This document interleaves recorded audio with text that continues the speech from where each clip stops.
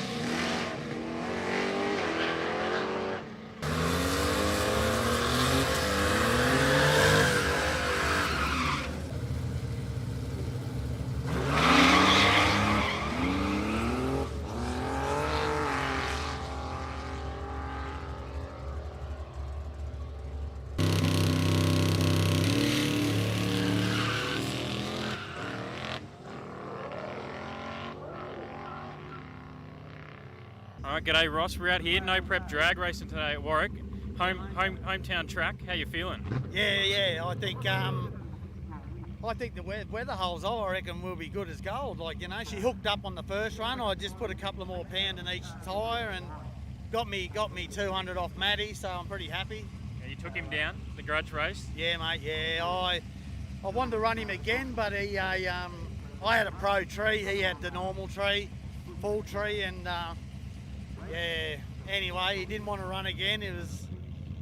He gave up, so I'll run him again. Don't worry. And who you got in your first run today?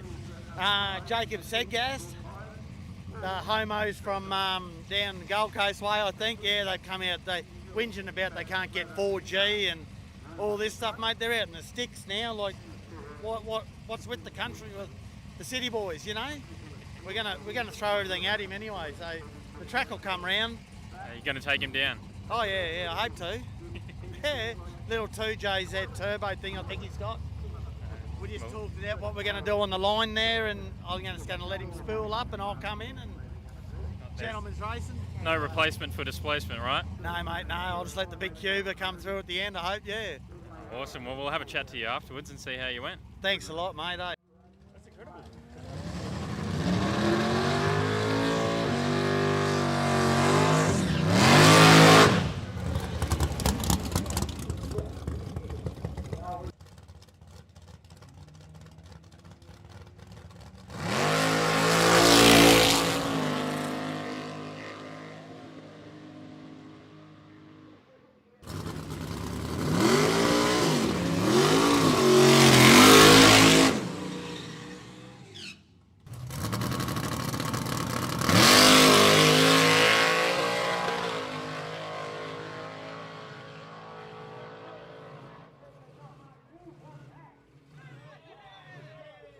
G'day Jason, we got the Tirana down here this weekend. Yep.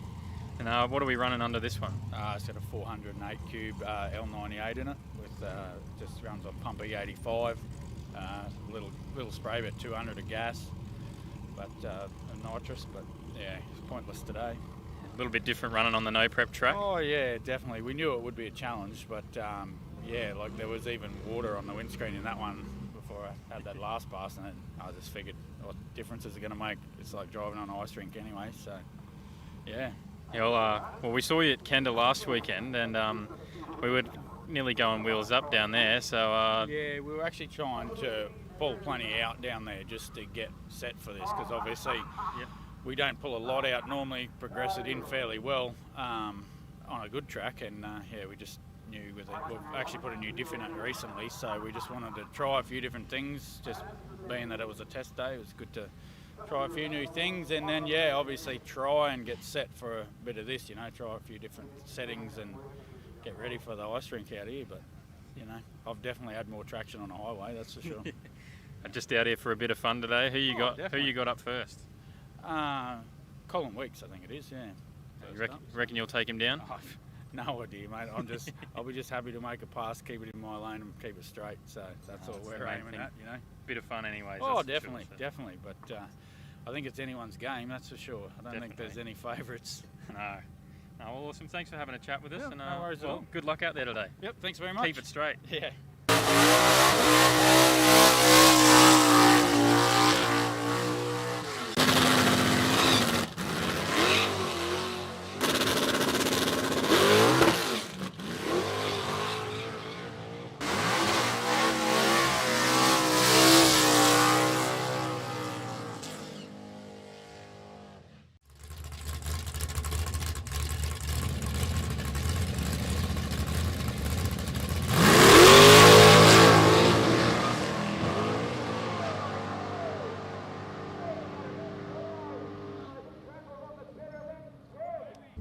G'day Matt, we're out here in the Crusader today. How are we going?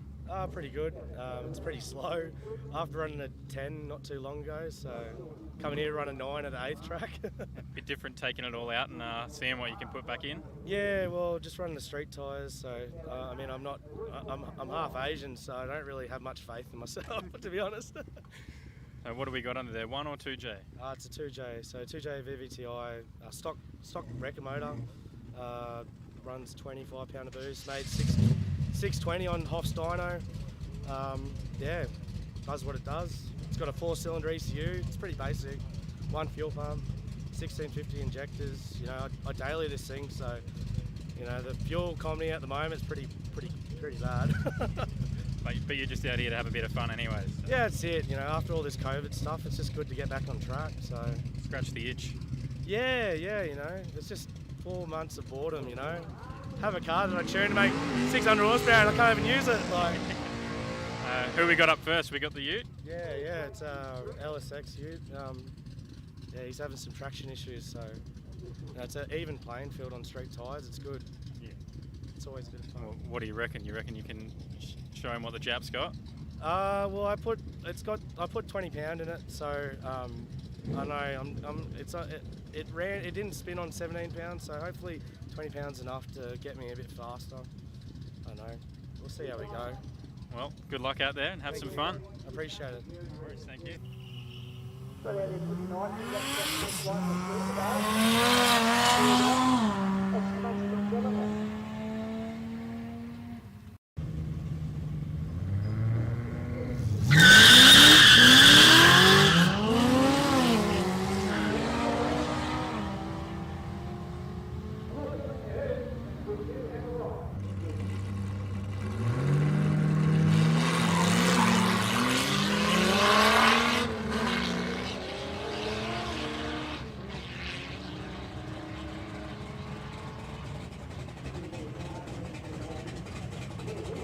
G'day John, how are we going today? Yeah, good mate. Having a bit of fun on the no prep track? Yeah, mate. Having a bit of fun. Just struggling to get out of the hole with the street tyres on it. What are we running here? Just an old XT Falcon, 6-cylinder in it.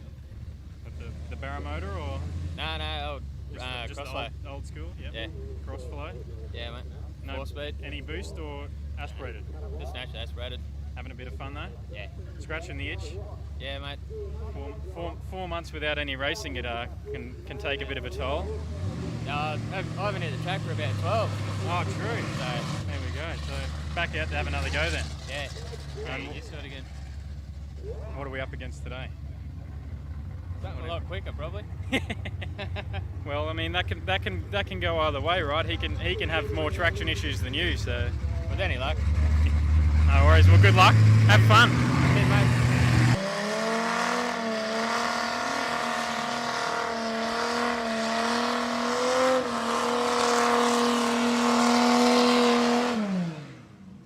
I don't know anything about old school cars. Dad tells me all about them, so he's the old school man. HG Premier, running a 383 Powerglide 9-inch, Caltrack rear end. Yeah, it's obviously just running the street tyre this weekend. Having a bit of fun. It's got a shot of nitrous on it. Yeah, it makes it pretty skatey. Yeah, mid-track comes on a bit of power and yeah, it gets a bit loose. It's pretty crazy. So A little bit different to running a normal track, the no prep. Oh yeah, heaps different. It's good. It's like running on the highway. It's pretty cool actually. So yeah, it's good. Great event. Awesome. Well, have a bit of fun. Keep it straight, and we'll see you out on the track. No dramas. Thank you.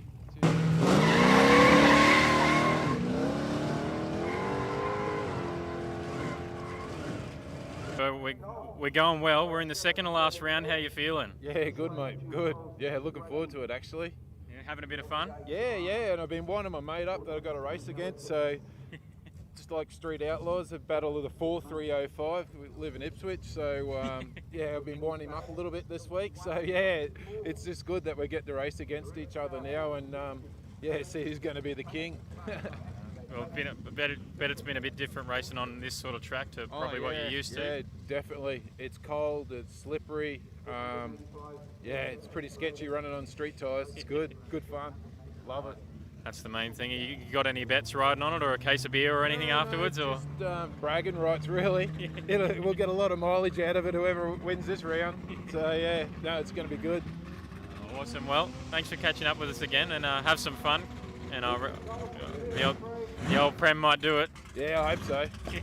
Luke, you out here in the roller, mate? Yeah, mate, yeah. Having a crack. Yeah, and you're still in? Yeah, still in with a street tyre. So we've got a few rounds down now as well. Yeah. And there's a bit of coin on offer here for the street tyre too, eh? I hear that. It's more of a fun go for me, but really, hey. When was the last time you were out on track? Sydney. Sydney? Yeah. Wow. In February. Yeah. Took it down there and went to the Kenda thing, and yeah, that was the last time because of COVID. So I thought I'd come up here with Matty Lloyd's thing and have a go and put a set of street tyres on it. I think I brought Corona with me actually because I think they're just China tyres, you know. Mate, and how did you go, like your first test hit out today?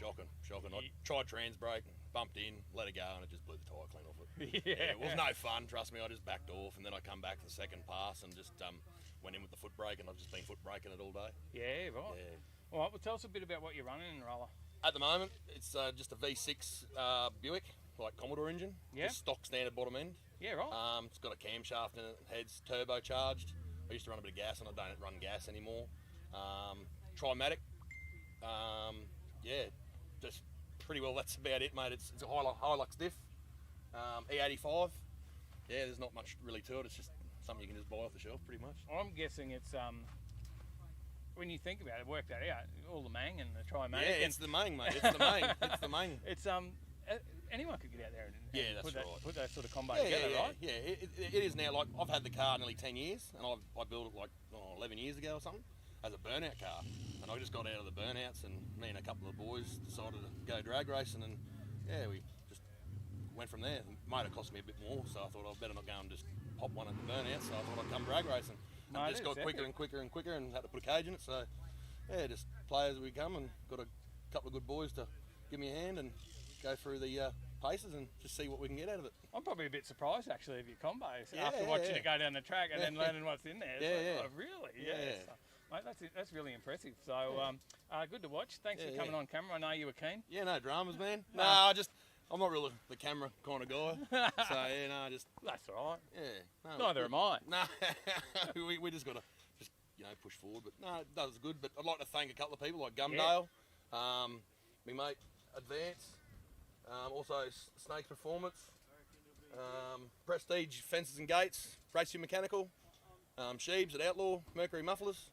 Yeah, so a lot of places help out. BB Garage, Vance Tinning. Yeah, no, I just throw their names out there. They give me a hand, throw a bit of sponsor stuff to me. So yeah, without them guys, you know, it's a bit of a hard one. But yeah, no.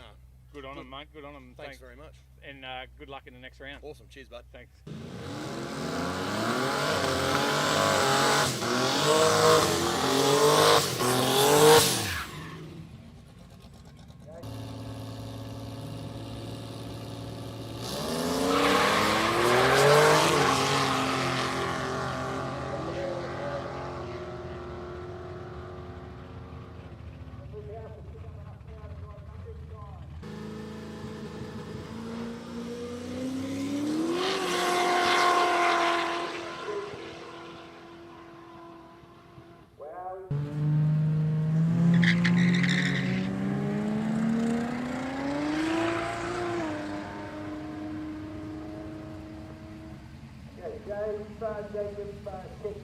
How are you guys?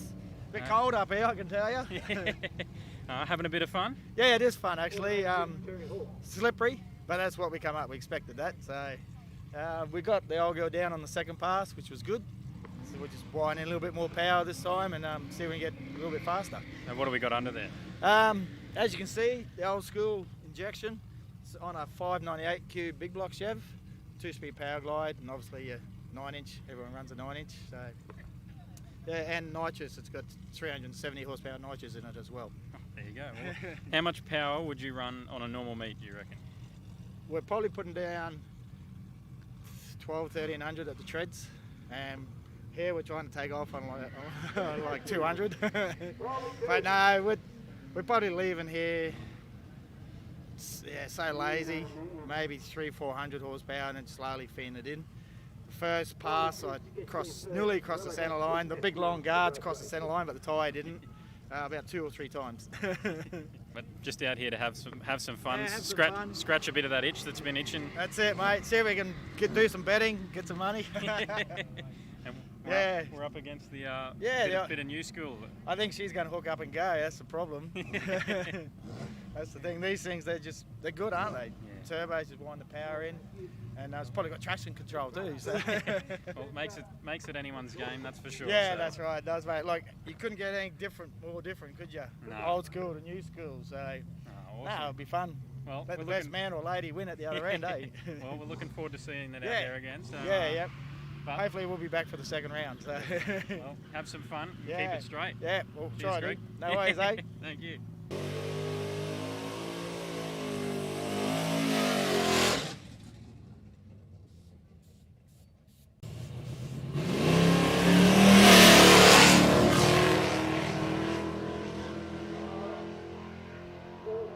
Jason, we're back again. We're nearly in the finals. How are we feeling? Yeah, I don't know if you in this sort of thing with the no prep. I don't know if you get comfortable. It is what it is. That last pass was pretty sweet. We're pretty happy with that. Really couldn't be happier going into the final after making a pass. So, you know, hopefully make it into the final on that pass. So if we can beat Trappy, it'll be good. But Trappy's not going to be easy, that's for sure. No, he's got a bit of power there, and I think he's worked it out. So yeah, he definitely went fairly straight on that last one. So yeah, I think it'll be pretty tight. A bit of money there, even if you get second place. So. Oh yeah, it's not really about the money. It's about the fun of it, and you know, Bit of trying to stay. Oh no, just trying to stay safe more than anything. You know, just keep them off the walls, and everyone's having a good day so far. I think there's been no real trouble, so that's the main thing to see. Oh, so. for sure, and yeah, you know, everyone's taking it lightly, and you know, having a good day, having fun. So that's what it's all about.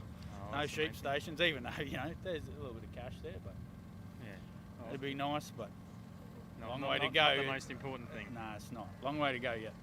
Of course. Well, thanks for bringing it out. It's awesome to see, especially on this sort of track. So yeah, it's definitely been a challenge, and that was the biggest thing for us was the challenge, and we're happy with where it went on that last pass. And if we can do that one more, maybe even two more times, you know, if we're lucky enough to get the second chance to make it into the final. But like I said, that big car of Trappy is going to be hard to get around. Yeah, definitely. No, it's been awesome to see, and thanks for bringing it out. No problem.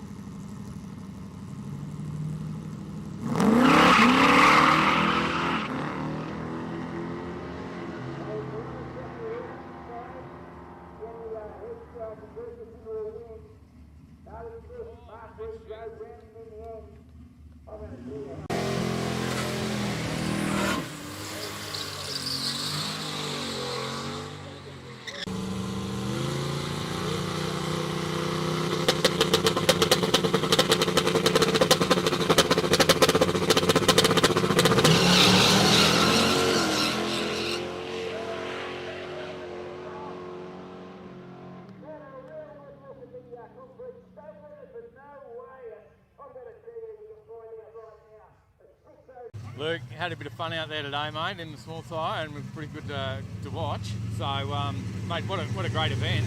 What do you reckon? Yeah, no, it was great. Cheers to Matt for putting it on. Really good event. Hopefully there's a few more. Now the VH wags, mate, what are we running in here? Twin turbo LS? Single turbo Single? LS, yep. Single. I didn't get to see under the bonnet there today, so, Yeah, mate, it goes pretty hard. it's not too bad. A bit hard to turn it down enough to get down the track, but it's a learning curve. So there's a bit of driving involved today. Quite a bit, yeah. Good, and a little bit of controversy at the end. We split the prize. Yeah. So that's good sportsmanship as well. Yeah, I guess that was good of Traffy to do that. Yeah. So a bit of confusion on the line, but that's. Yeah, I wasn't sure what was going on, but it was kept building boost. Knew it wasn't going to hook when I let go of the button, but that's all right. It's all good, all part of it. Nah, it was good. At least you got something to go home with as well. That's right, 100%. And I appreciate you bringing it out here for us to have a look at today. No, thanks very much. Thanks for a good event. Rack it up, I got a bit of the bank to make me a safe house. Shake it up, she got her hands on her knees and she bringing the cake out. Smoke it up, I got some gas, some packs, I'm up in the greenhouse. Ball it up, I'm with the gang, we taking shots off the rebound. Fucking my posters, say now. The gangster looking with all the dollars here now, mate. Cash days, you've taken out the prize. Cash days, mate. First one, very happy. Yep. Taking out the first one especially too, that's good. Yeah, great day. Awesome day. The rain guys were good for us. Yep. I'll just fold this way, put it away. Before you lose it. Blows away. Yeah, no, man, it was an awesome day. Can't thank everyone that helped. Jeffrey, obviously, my engine builder. Yep. He's like Hollywood. He only turns up when I'm fucking winning shit. Excuse my French. How hard was it to get the car to go down, though? Very hard, mate. Like, we took so much power out to get down this track. And through the day, we did finally get to step it up a little bit. And we're still nowhere near what the car can make. But it was enough to take the win. Yeah. Take the win. So, like everyone out there, you don't have to have the fastest car to come and have fun.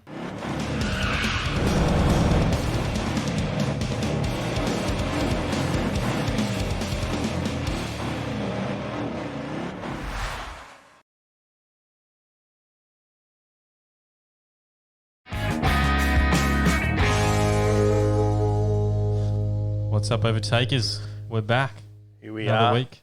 Yes, episode number 5, if you're listening to us on the podcast. Mm-hmm. Did I get that right? Yep. Ooh. I think so. And episode 59 on the YouTube show. How awesome. How awesome. I actually saw that today and thought, 59, what have I done wrong? And I'm like, oh no, it is 59. See, we've done a lot of these episodes. You think we'd be better at it by now, wouldn't you? You'd think so. We're getting there.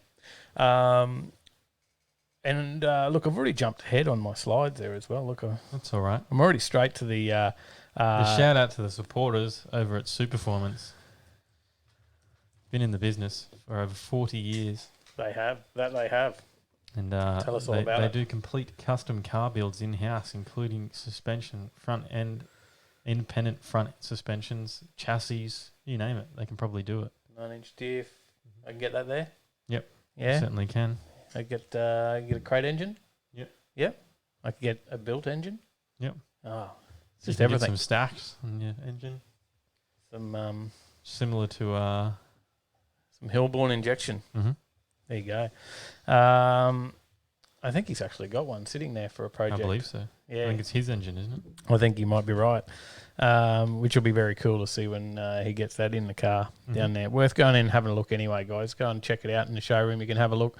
Looking's free, and then you might just find something that you want to buy because there is full of car parts. Let's also do some shout outs to everybody in the chat that's already here with us on the live show. Mm-hmm. The light just went out. Did it? I think. I don't know. Maybe it got less bright. I don't know what that was. I saw it in the background. Something flickered. Mad Kiwi was here. He's gone. He's left ready us for work, and he was buffering. He said he's got the circle of death. Uh-huh. Marv, g'day. Glad you Marv. could make it. Congratulations. Yes, congrats. Lynn, Beck, James Bayless. New addition to the Mafia Garage family this week. If anyone is wondering what that congrats was about. Yep. If you are, then you need to get in Discord. Definitely. Segue to exclamation mark Discord. Who- Let's keep going. James Bayless, g'day. How we going? Adam Geary, Paige. Scrolling down. Sally H. Johnny Skidpig, g'day. Trevor Smith. Brad, Gary Sparkplug. Chris Young. Keep it scrolling down. Keep it going. I'm trying. Scott Sherrington, g'day. He said, won't hear much from him. He's driving back to Gympie from the sunny coast. He popped in. We went and grabbed a coffee today. Lunchtime, grabbed a coffee, and got to say good day to Scott. It was good. He was in this neck of the world, so popped in. No more racing. Well, that was loud. Brad has dropped us $40. Spark Plugs Iffy Film Crew HLP. Is that it? I don't know. I think it's wasn't HLP. reading. I didn't see it at all. Dang, g'day. Thank you, Brad and Beck, for the donation, guys. If you want to support the stream, support the show, not just supporting the live stream that you're watching now, but to also support what we do in filming the car scene and getting out doing the live streaming, whatever it might be that you're here enjoying, then you can support by hitting the donate button down in the chat on YouTube or in the description via the link to Streamlabs. And that'll send a big bling through the screen there like it just did on that one. The Hoff, how we going? Matty Crick. Kaz, g'day. High Octane, Ryan. G'day. Accidentally jumped to the bottom there. There we go. Scroll back up. JRM Auto Garage and Subi Dynamics. G'day, Rob. How we going? FMR Salt. Hey. G'day. Salty. Mars. Nightbot's in the chat. G'day, mate. Mad Dad. Good evening. Mars is rocking his hoodie and shirt, and Kaz as well will be down there in lockdown, rocking all the gear. Zig. Rob Div. Good evening. And I think that's everyone. We're caught up. Hopefully we didn't miss you. Let us know if Brad we did. says it was meant to say help, but he ran out of characters. So it was meant to say Spark Plugs Iffy Film Crew Help. There you go. That makes sense. Well done. Johnny got the gearbox for the 308 last Friday. One step closer now for the swap. There you go. Oh, there's some content coming to the Skid Pig channel. Chili Dude, Dan Jazz, good evening. How G'day, we going? guys. G'day. Everyone is joining. And what else have we got to mention before we jump into some stories? Binder. Merch. Get merch. Get the binder. Other ways you can support the show. So maybe you think, I'm just not one for donating, but if I got something in return for my money other than content, then I'd be happy. So you could get something for your car. You could get something for yourself. Heaps of options there on the website. Kaz wore hers to work. There you go. Oh, excellent. Good job. That's excellent. And it's we'll probably get, there might be even a story about that later, but pretty harsh in Melbourne at the moment with a few restrictions. Not much travel happening down that way. So Stage 4 lockdown at the moment, I believe. Dry July has ended for me. That's news. Yeah. So I'm having some, I don't know, my soda water seems a bit of a tinge of brown to it these days. There you go. Fair enough. My soda water is still soda water. You never know how I'll be by the end of the show, but I'm sure everyone will be tuned in to watch. So, mate, what else have we got to talk about? We've got some stories. We've got to jump into the news stories. We certainly do. We certainly do. Let's do that. Beck says hashtag binder car shampoo smells amazing. That it does. Yeah, so Brad got some. Marv says man shake update, Dave. Man shake update. I'm at 113 kgs. So still dropping slowly now. Not as fast as I was in the first few weeks. But in saying that, there's no exercise. It's all diet. So, but still dropping a kilo a week. And it was a bit of a, I guess not a blowout over the weekend, but there was a few drinks had because it was the end of the Dry July. And we went out for dinner as well on the Friday night just to celebrate. Sally and I went out to celebrate our month. We've done well with all our dieting and lack of drinking and everything else that we'd gone through. So we thought we'd just have a night away. Went out for a nice dinner. And then on Sunday we caught up with Breck and Bad. It was Brad's birthday, so we cooked him some homemade pizzas in the pizza oven. So it was little bit of a change to my usual diet, so didn't lose as much in the last week, but still going strong. But thank you for reminding me to mention that, Marv, and keeping me on track, mate. That's good work. Appreciate that. Kaz says, had to get a permit to be able to go to work. Wow.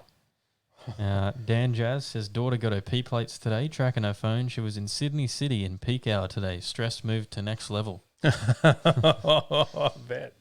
Mark Oliver says, hey guys, from down here in Geelong, I'm hoping to have my VH SLE finished and running by the end of the year. I'll be running a Shafarov Racing 540 BBC Twin 88s. Check out Pro Street VH on Facey. Pro Street VH. Check it out. I haven't got my book. I need my book, and I don't know where I've done. I'll have to grab that before the quiz, but I need to write that down. You've got it open up. Yeah, I'll go and like it for you. Excellent. Thank you, because I'll forget that by the end of the show. All right, I'm going to jump ahead on a slide because there's I just put that picture up because it was one of the cool pictures from drag photos. Yep. I don't know why I don't just look at the screen we got now. I It is turned there, around. and there's a big reflection in the up there as well. The photo doesn't look as good in the reflection. It's got the cut of the window. Okay. That looks good though. Yeah, it's how cool is that? Dragphotos.com.au. Go and check out those guys, and have a look at the action as well from.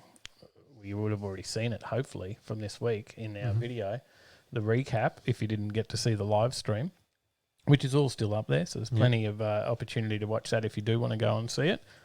But if you want to just have a read on what happened and who won and how the day went out, you can check all that out on dragnews.com.au. That's the place to go and check that out. Dave Bonello says Power Cruise paid for. Oh, locked in, eh? Locked in. Not ready for that next dyno run yet, Dave? Or we're going again? Let us know. Shed update, Dave? Power Cruise is... James Bayless asked you for a shed update. A shed update? No, nothing yet. There's no update to the shed yet. So the guys that were building it, he was on a week's holidays. So he is back now and just chasing that up now. So it's at the stage of signing a contract and giving them some money to get them started. But there will be definite updates on that. So I think I already mentioned last week that I've gone bigger. Moved it to 7 metres instead of 6. I think I'd already mentioned that. I think so. So having a good chat to Scott about it today, actually, and he can't comment because he's driving, but he's probably listening. But yeah, I had a chat to him because he's a shed builder as well. So he said, do the insulation was his tip. Get the roof insulation in. He said, will make a big difference. Oh, there you go. So have to add that in. But we'll film all the shed and we'll throw that up on the channel as well as that happens. Zig says, I lost 10 kilograms by not eating lunch for 6 months. Wow. I've done that before, but it didn't really work for me. Probably because I came home and just ate twice as much. That might have been the issue there. But now I have the shakes for lunch, as in the man shake protein mix, not the shakes. Michael Maven, hey boys, hey everyone, Hey, late Mavo. again. Been working on the bike. Hopefully coming along. You haven't missed too much. We haven't started the first story properly yet. Check out Check out Grinder evening. Gears to see that bike that he's working on. You'll probably see a new episode of that on Friday night. So sorry. How are you going? G'day, mate. Benson Hedges, good evening. BNH, how are you? James Bayless says 100% spot on with the insulation. Yep, there you go. Thanks. Yep, we'll definitely add that in. I emailed him today and said, let's put it on there. So if we talk about Junga Bunga... Chris Young found out just now he was 10 minutes behind. He'd actually must have skipped back or something, left it paused maybe. Yeah. Michael Maven says, where's the drinks, Dave? Cheers. Crazy VN, how you going? G'day. G'day, mate. got his shed back, I believe. Zig says it's easy once you get over the belly aches. There you go. G'day, no more. Hello again. Let's go back to this story. Yes. No Prep Cash Day, Jungabunga event at Warwick. Yep. If you didn't see our lead in on the start of the episode, you missed the recap of the video, but of course it's on the channel. If you want to watch that in full screen, get across and have a look. You'll see a bit of the recap.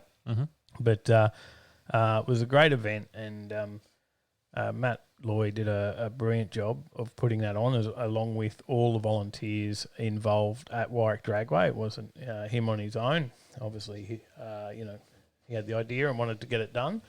But then all the volunteers stepped up out there and they made it happen. And it was a really good event. It was really laid back, just a relaxed, chilled event.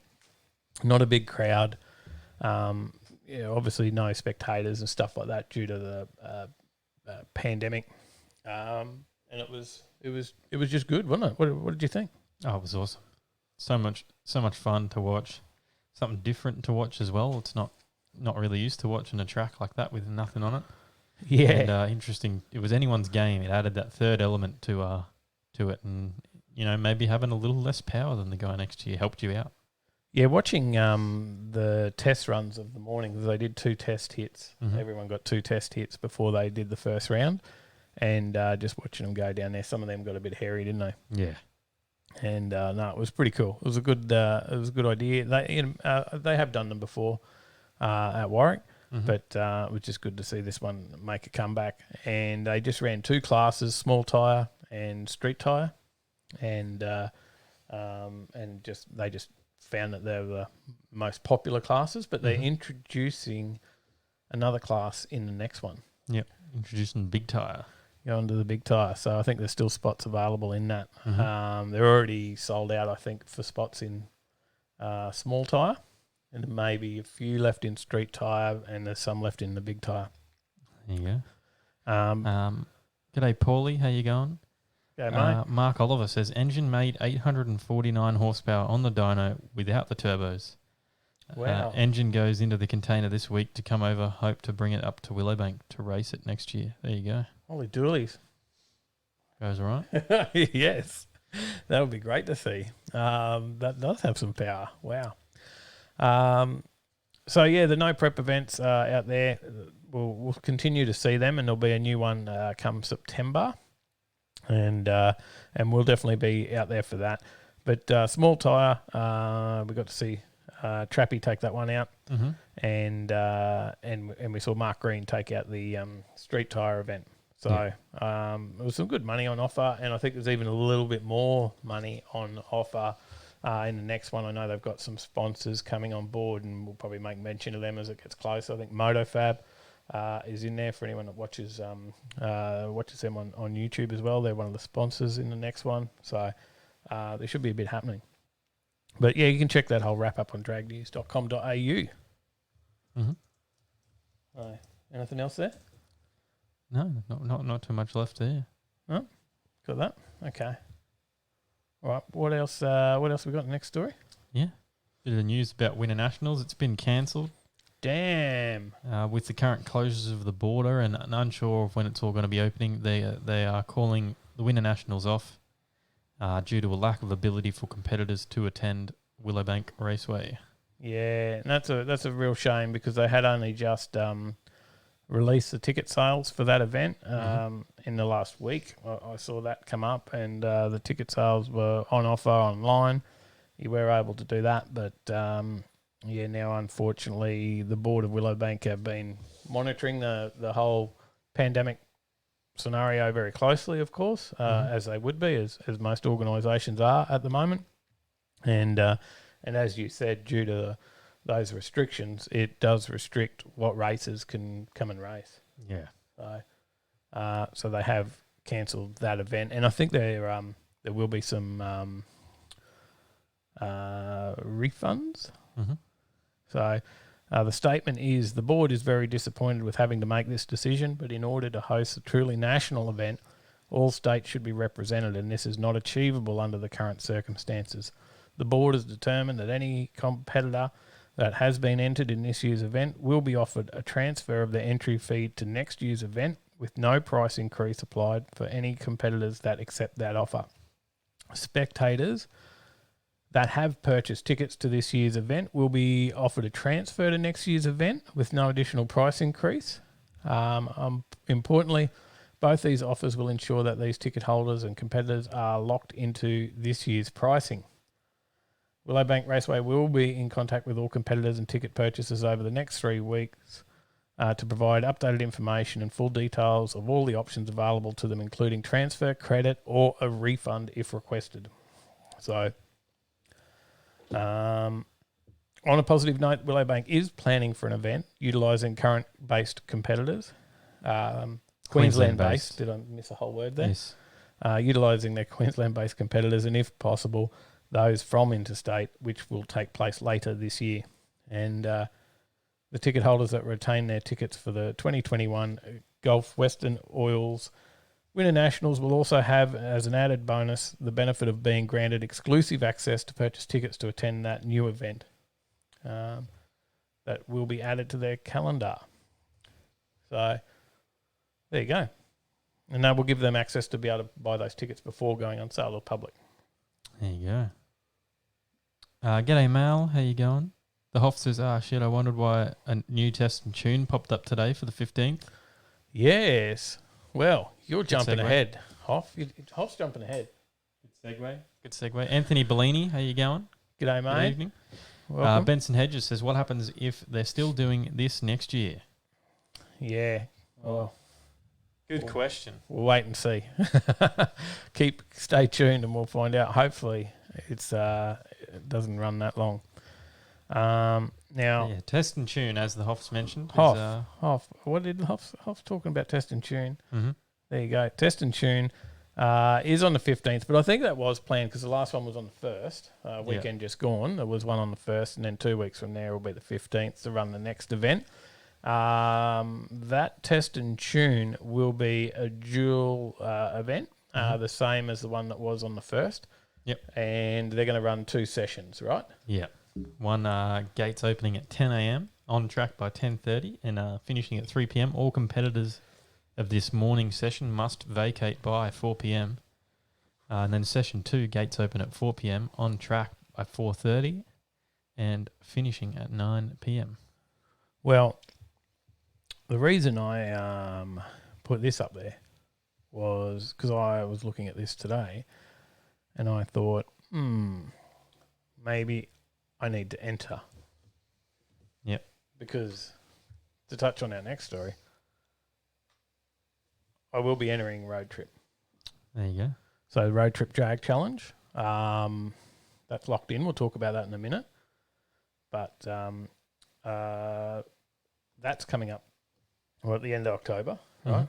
Road Trip Drag Challenge. But I have not raced on the drag strip ever. So I'm about to do a 3-day event, and I thought maybe I need to go and pop that cherry. What do you reckon? Yeah, go and give it a go. Why not?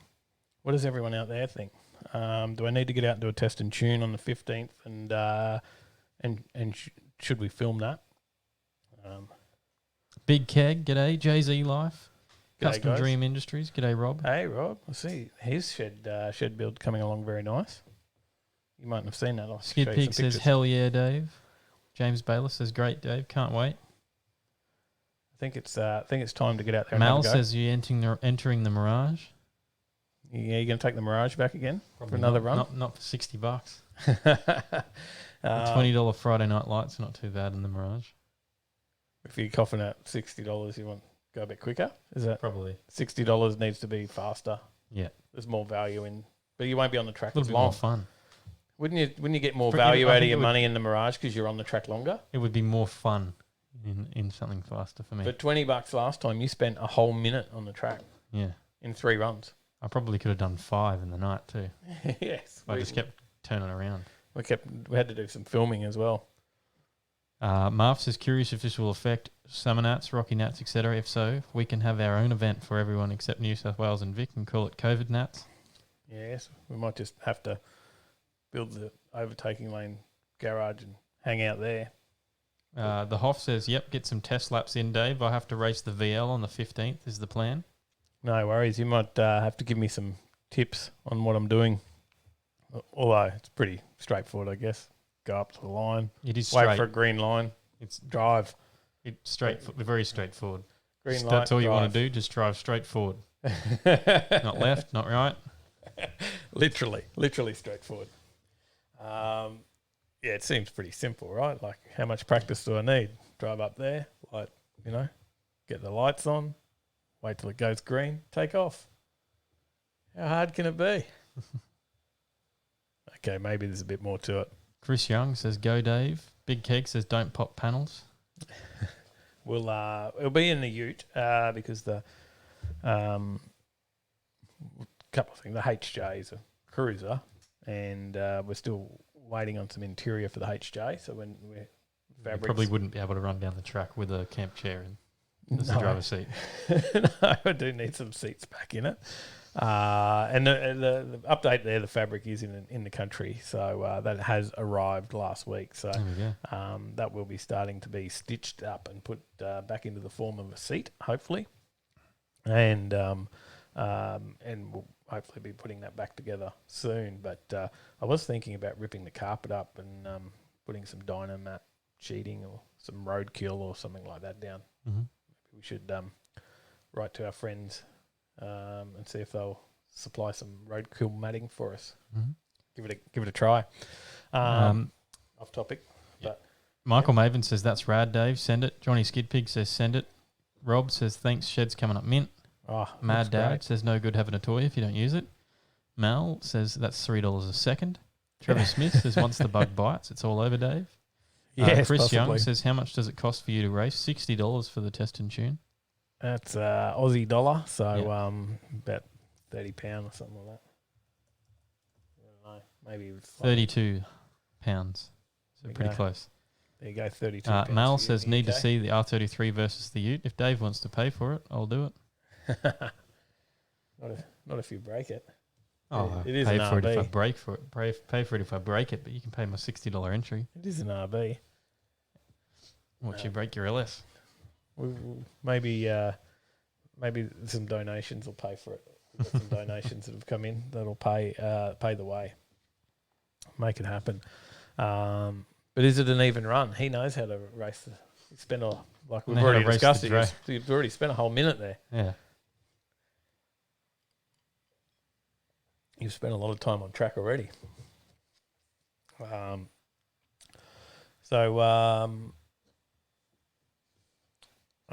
Big Keg asked herringbone material, houndstooth. There will be some houndstooth involved. Michael Truscott says, needs more cowbell. Loves the cowbell. Mal says, we can all pay to see that. LS will not break. Yes. No, it should be good. We'll get the ute down there, give it a run on the strip. Probably should go get some of the engine lights turned off and stuff as well. Fix those codes up. Maybe I'll need to book it in. It's not far away. He'll be booked out for sure. Hoff, can you get the ute in for a tune? Between now and then, he's probably booked out well in advance. I didn't think about that actually, but I really should get those engine codes switched off. But Brad says, car builders Dave for the sound deadener. Aussie bloke selling the good stuff. I'll check it out. But yeah, no, I thought it would be good to put some of that down in the HJ. It does where the cats run close to the floor, it does get a bit warm there. Mm-hmm. So get a bit of that heat out would be good. Jay-Z Life still hasn't done it himself. Oh, well, opportunities to do on a road trip, I think, is all sold out. But test and tunes. Big Keg says houndstooth. That's what I meant. That's the one. That's the one, mate. But a little bit different. Wait and see that video. We'll bring back the HJ interior vids once that comes back and we get it back in. And James Bayless says, just cover up the light, Dave. Skip Pig says, would be wise to check it out. That'll work. Cover it over. Would be wise to check it out. Well, you know why it's there, so. Oh, I do know why it's there. Yeah, it's been like that for, a few years. It's actually been like that. It's just because of the change in the fuel rail setup and the there's a sensor there that just needs turning off in the tune. So that's not a big thing, but Fex Death probably needs to just be checked out and get fingered by the Hoff. Fex Death, g'day. G'day, Fex. Going good. We are good. So that Rob says, "Yep, if you get stuck, I can sell you QMAT sound deadening at a cost." At cost. Oh, QMAT. Okay, I haven't heard of the QMAT. Rob, I'll just suss that out. I know who sells the Roadkill is Stinger Australia. See if they'll do us a special deal. Will they, for a video? Mm-hmm. Big Keg says Monaro had a hounds too. Yes, it did.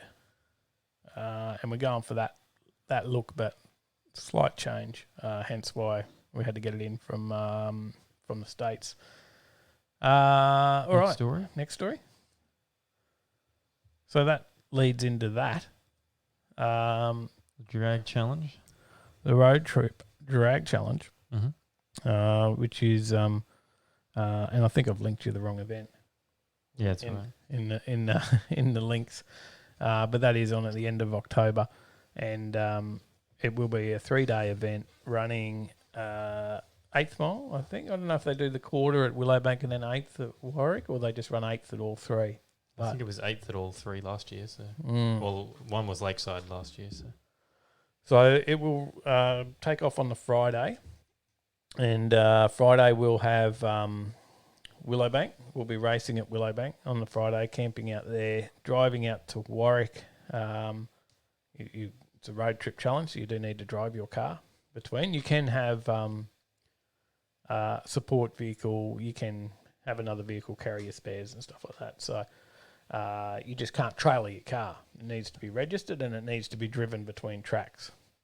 But unlike drag week, where we have to cart it all along type thing. So so you drive from Willowbank, head out to Warwick, race at Warwick as well.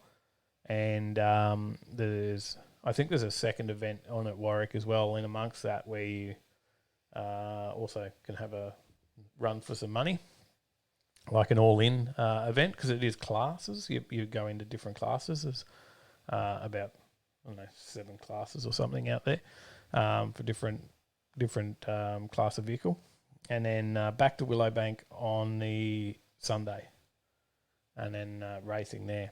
So I've entered into Class H, which is a 275 street tyre NA. So. And it looks to be some pretty quick cars in there. Actually, every class nitrous assisted? No, not NA nitrous assisted. Naturally aspirated only, so no nitrous turbos. I don't know if you saw that full boost video. I did see the full boost video on the weekend with that. Yes, not nitrous assisted, traditional NA, and yeah, so 275 street tyre, which is a 140 tread wear or more. So tyres on it, I think at 200. So not quite as good as if I could get a set of something with 140. It'd be a lot stickier. But I probably don't need it. I'm running up against like Scott Cortina and some pretty quick drivers. So I don't think I'll be much in the way of competition for them, but I'll be there to have fun. So, Mal says Class H hairdressers. I can enter that. Yes, definitely. Well, look, you can enter in any car. You know, if you unfortunately entries have closed because it was pretty popular. Everyone jumped on it and it sold out really quickly. But Dave Fraser ran in his Mrs. VW Golf last year, and Dave being a VK twin turbo LS VK, so he took the wife's Golf out and run that. I think he had a bit of fun. Yeah. So yeah, and I know Hoff will be there, and I think Ethel is entered as well. I think you mentioned last week they got 3 cars in. Mm. So that would be the Supra, the VL, and what else? One of the Bamboo. Maybe. We'll wait and see. That'll be their secret. But yeah, that should be a good fun event. Mm-hmm. So check it out on Facebook. Go and have a look at that. And Adrenaline Events is also, I think, is that the page? I don't know. You're telling the story. Oh, you know more about this than I do. Well, you should catch up. I'm waiting. I'm well caught up. I'm waiting for the next story. Well, I find those details that I was looking for. I can't do the next story. You're not on the right slide. No. I just meant you just talk. Here, look, you're on camera. The Hoff says VS Ute. Oh, I thought you sold that. So I think they did, you're running it, or I do remember speaking to Chris about that, and he said that they sold it on the condition that they could run a 10 in it first. I think it was. Even after they sold it. So. Addictive events, guys. Addictive events. So go and give them a follow. There's a link on our page, actually, on our Facebook page. The Skid Pig says having fun is the main thing. Addictive events. Skid Pig says having fun is the main thing. It is. For you? It is. Yeah, I'll just be there to have a ball. Dave Bonello says now just waiting to book in Hub. I'll let you know. Cool. We'll be there and check that out. And Power Cruise. What's the dates for Power Cruise? Hopefully that doesn't clash with Warwick, because the last Power Play clashed with Kenda on us. But hopefully it doesn't clash with Warwick Cash Days. Archimedean Eye says Marf Garage is entered for 2028. Should be finished his build by then. Lol. Snap. Good. That's funny. G'day, Rat Fink. How you going? Hey, Ron. Hey, buddy. How are you? So yeah, we'll be out there. So that's that is 2 drag events. I've entered one, and I need to enter in a test and tune. I'll sort that out. Yeah. In the next day or so. But yeah, it's happening. Dave is drag racing. So, any other comments we need to catch up on? Or should I just move on to that story for you? Next story. Sure. The Hoff says, yep, the 1JZ Turbo one, but this time it will actually stall up. Oh, okay. Got rid of the gremlins. Well, the next story is quite a quick story. SEMA 2020, surprise, surprise, has been cancelled. Not happening. All right. No, they pulled the pin on the annual show. Oh. So due to the COVID-19 uncertainty, just looking at the numbers suggests it's a wise course of action. Nevada recorded a record of 1,447 cases on the 15th of July. And while the case numbers have been falling, the state still recorded 649 cases on 4th of August. Given that SEMA brings in over 60,000 attendants from many other parts of the country with even worse COVID spread, the organisation may have had little choice. So that's it for 2020 SEMA. It is no longer this year. All right. Well, lucky we never went with any of our grand plans that we talked about a year ago. But the 2021 SEMA show is booked in for 2 to 5 November. But what are we thinking? 2022, I think. We're thinking 2022 for us to get to SEMA. Gives us time to plan that out properly, right? Make it happen. Dave says 10 to 13th Power Cruise. I'll have I'm not sure. I'll have to check out Junga Bunga. See when that next one is. Mm-hmm. You're doing that now. You get Yeah. onto it. So, but then we'll also have to contact Power Cruise and see, have a chat to them. September 5th. September 5th, so the week works okay. So now we just need to talk to Power Cruise to see if they'll have us there under media. So I'll have to send them an email and ask the question. Pose the question, see if they say yay or nay. Mm-hmm. Next story. So this is Victoria. And we know there's a few Melbourneites in the chat. This is the Melburnian Road Network. During the curfew, at the moment they're on a stage 4 lockdown. So you are not permitted outside of your home between, 8 p.m. and 5 a.m. I think it is. Otherwise you get fined, and then the road network looks somewhat like that at the moment. Mind you, I did get sent a picture yesterday, and it was busy, but that was in the afternoon, I think. Was it yesterday? Just the day before it all happened, before the actual lockdown. Yeah, but at night it's it's pretty dead. 8 p.m. between the hours of 8 p.m. and 5 a.m. Jeez, that was loud. That scared me. Adam is now following. Thanks, Adam. Thank you, mate. I'm going to turn that down because that terrified me. If you want to terrify Tyler, it's turned down now. So then hit the dono button. Chuck us $1 or $2 on the donations, and that'll be nice and loud for him.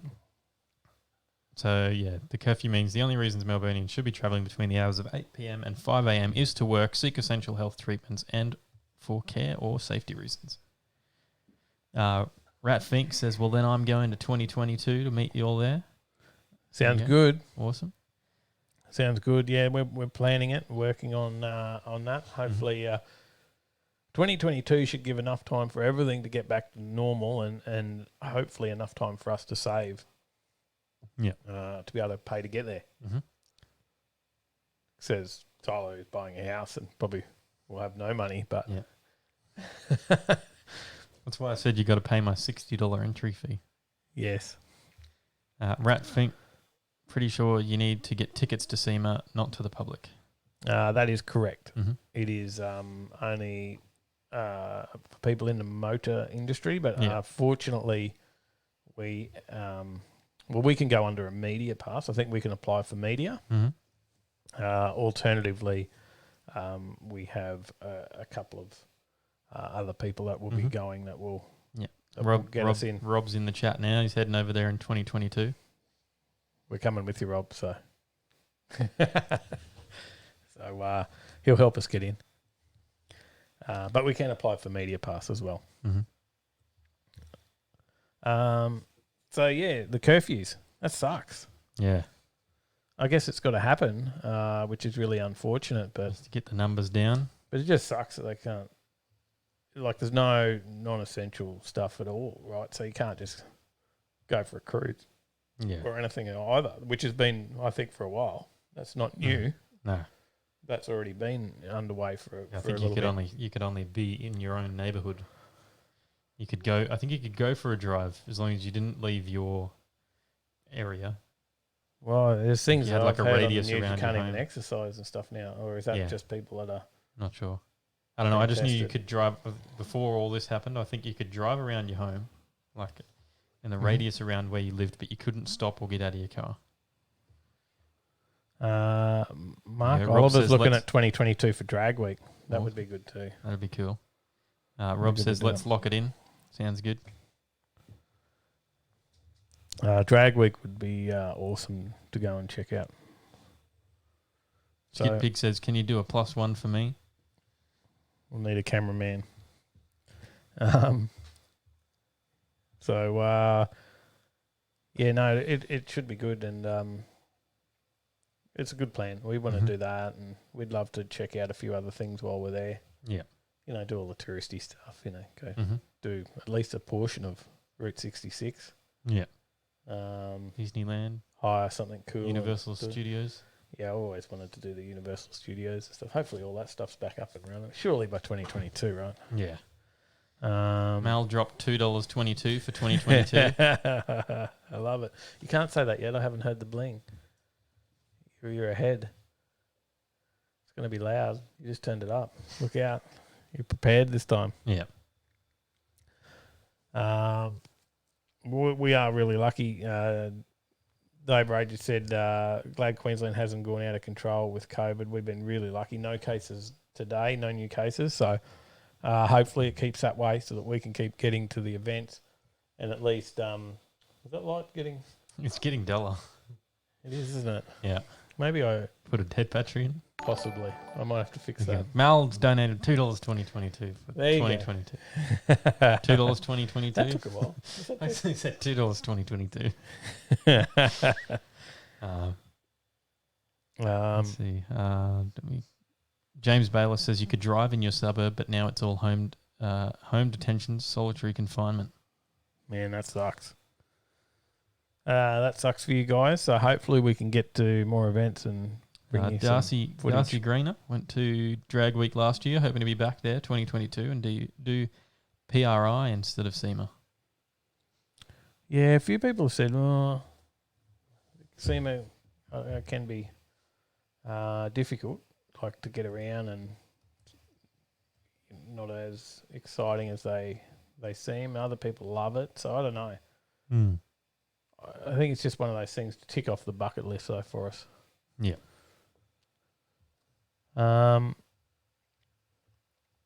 Right, next story. Mm-hmm. Should I just fix the light? Well, it's all right. We'll be fine. We're still bright enough.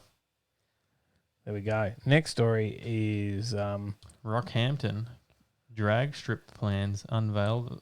Not just drag strip though. It's a whole motorsport precinct. It is. So luckily, we talk about Queensland not having any issues, which is great because we've got all these cool things happening in the way of someone just subbed, was it? Yep. Motion Animator 101. Cheers, mate. Thanks for the Thank you for the subscription. subscription. We'll do this comment quickly before we start this story. Mark Oliver says, if you do Universal Studios, pay the 500 Aussie dollars and do the VIP tour. Done it 3 times now, and the best way to experience the park, guaranteed. Okay. There you go. There's a tip. All right. Because I'd be the guy that's too tight and reluctant to fork out the 500, but now someone's said, do it. I've got to think about it, right? Says $5 towards Tyler's test and tune entry. The bling will go off soon. There it is. There you go, mate. You're going to be racing too. Wants to see the skyline on track. Anyway, we're talking about Rockhampton. Mm-hmm. So Rockhampton Council have come up with these plans for the motorsport park, which will include a drag strip of a 1/8 mile drag strip. There we go. So, as I said, Queensland has a lot going on with drag racing at the moment. Obviously, we've just been out to Warwick. We had Willowbank before that with Kenda. We were talking about doing the test and tune at Willowbank. We're running at both those tracks ourselves. Yep. So we've got a bit happening still with COVID. I know there was some tracks up north that have just had some stuff running. Stanthorpe has got a meet coming up as well. Mm-hmm. We could get out to Stanthorpe. That's going to be a drive. Yeah, just a little bit. But we could go cold out there too. I think it'll be even colder than Warwick, right? Well, when's it on? Don't know. It's coming up. I don't know. You're telling me it was coming up. I didn't know when it was on. Michael Maven agrees with Mark Oliver on the $500 VIP tour. Yeah, right. There you go. I'm going to have a look at Stanthorpe as well. If I click on the right thing, try and find it. You talk about Rockhampton. Mm-hmm. What else is happening out there? Well, it is 20 minutes from Rocky's CBD at Bouldercombe. Oops. Accidentally closed everything. There we go. I'm back. All right. Marv says it's Bouldercombe, not Rockhampton, about 40 kilometres. Well, this story says 20 minutes, so it's not too far from Rocky's CBD. You could probably still sort of call it Rockhampton. It is part of the regional council by the looks of that. Or by the looks of this story, I should say. The design is going to cater for circuit racing, karts, motocross, mud sports, rallying, speedway, BMX, and yes, drag racing on the 8th mile. At the moment, they're actually asking for community feedback so they can take it through the next stage and do a more detailed design which will feed into a master plan to be revealed in September and October. And Stanthorpe drags are on this weekend. There you go. We're going to Stanthorpe. It's a bit of a drive. We didn't exactly have an event planned. I think Mal's going to Joe's. Is that right? See that? I thought Mal. But he probably wants to see the drags. On there. I don't know. Is that you making all that noise? I don't mean to. So yeah, Stanthorpe drags are on this weekend. But anyway, back to Rockhampton story. Now that I digress to that. Stanthorpe, 3 hours and 9-minute drive. It's nothing. Marv says it's 20 minutes if you're doing 120. Well, you're in a Plus. race. You're in a drag car. What's your To Boulder Combe. Um, Paulie says, I'm starting a GoFundMe, guys. I've just found out there is an XJ220 for sale. So I was looking it up. He's just put a bid on it. No. He's bidding you up. Let's have a look. There you go. $799,500. Is that what you just bid to? Yeah. Yeah, that's cool. I wish I had that much money. You wish you had just the $799. But this is happening. There's other new tracks as well, right? There's Townsville. There's a new track. Did you mention that? No, I didn't. So Drive at North Queensland Motorsport Complex in Townsville, which will include a quarter-mile drag strip, is in its second build stage, and that replaces the Savannah Dragway, which closed in 2012. So we've been without that one for 8 years. So it's good to see that coming back. There's quite a few tracks now. If we get this in Queensland, you've got Stanthorpe, as I mentioned, Warwick, Willowbank, Benaraby, Springmount, Palmyra. Is that about it? And then Townsville? I think so, yes. So how good of a drag week could we actually have? There's a few Ks there you'd have to do for that one. You got Roma's Ironbark Raceway Roma. as well. There's another one. Yeah, Roma. That's 9 permanent drag facilities in the Sunshine State. Once the Queensland tracks are all up and running, only Victoria will rival it in terms of sheer number of permanent venues, boasting Calder, Mildura, Portland, Heathcote, Wilby, and That's massive. Vansdale. That could be a 9-day event. No, it'd have to be 2 weeks because you've Probably, got to yeah. get in between all those drive in between. Could be impressive. Let me scroll up a little bit and find down this. So they'll have a bit more there as well, right? There's more than just the drags there. Did you go through that? Yeah, I already went through that. Oh, you did all that. Yeah, you were Been there, busy. done that. You were busy looking at something else. Kaz says, what you got for me to watch this weekend? Missed what you was chatting about, was cooking. We go over the events towards the end, but Dave was trying to convince me that we should drive out to Stanthorpe. Yes. I'm not that keen. Was anyone else trying to convince us that we should drive to Stanthorpe? I'm not that keen on that long of a drive. Who else thinks we should go to Stanthorpe? Darcy, who wants to see Darcy- Stanthorpe drags? Darcy Green, you can go by yourself if you want. Darcy, Who else wants to see it? I'll go to Joe's. Someone might want to come with me. Darcy Green says, if only we could get the Queensland to invest in permanent infrastructure instead of bowing all the cash on supercars street events. Or blowing all the cash, sorry. Well, we'll wait and see how long that lasts. Shane Fitzgerald, good evening. Haven't seen you for a while. Hey, We're going Fitz. well. Hey, Fitz. We're going well. I think they're wasting their money on the supercar series, personally, but we'll see. Marv says you will have 2 international specification speedway tracks with Boulder Combe and the new one being built at Gladdy. There you go. I hear Bundaberg's making a comeback as well. Speedway. There you go. I think they've had someone come in and a new investor. Kaz says, shit, Mars did a new vid of our car and didn't wait till I put my sticker on it. Oh, true. Oh, damn. I'll have to go and have a look at that. You right? Scrolling down. Yeah, no, yeah. Says we get the Nitro Outlaw funny cars next level. Sally says I'll go to Stanthorpe. Kaz says me. Brad says totally in. There you go. You got your crew.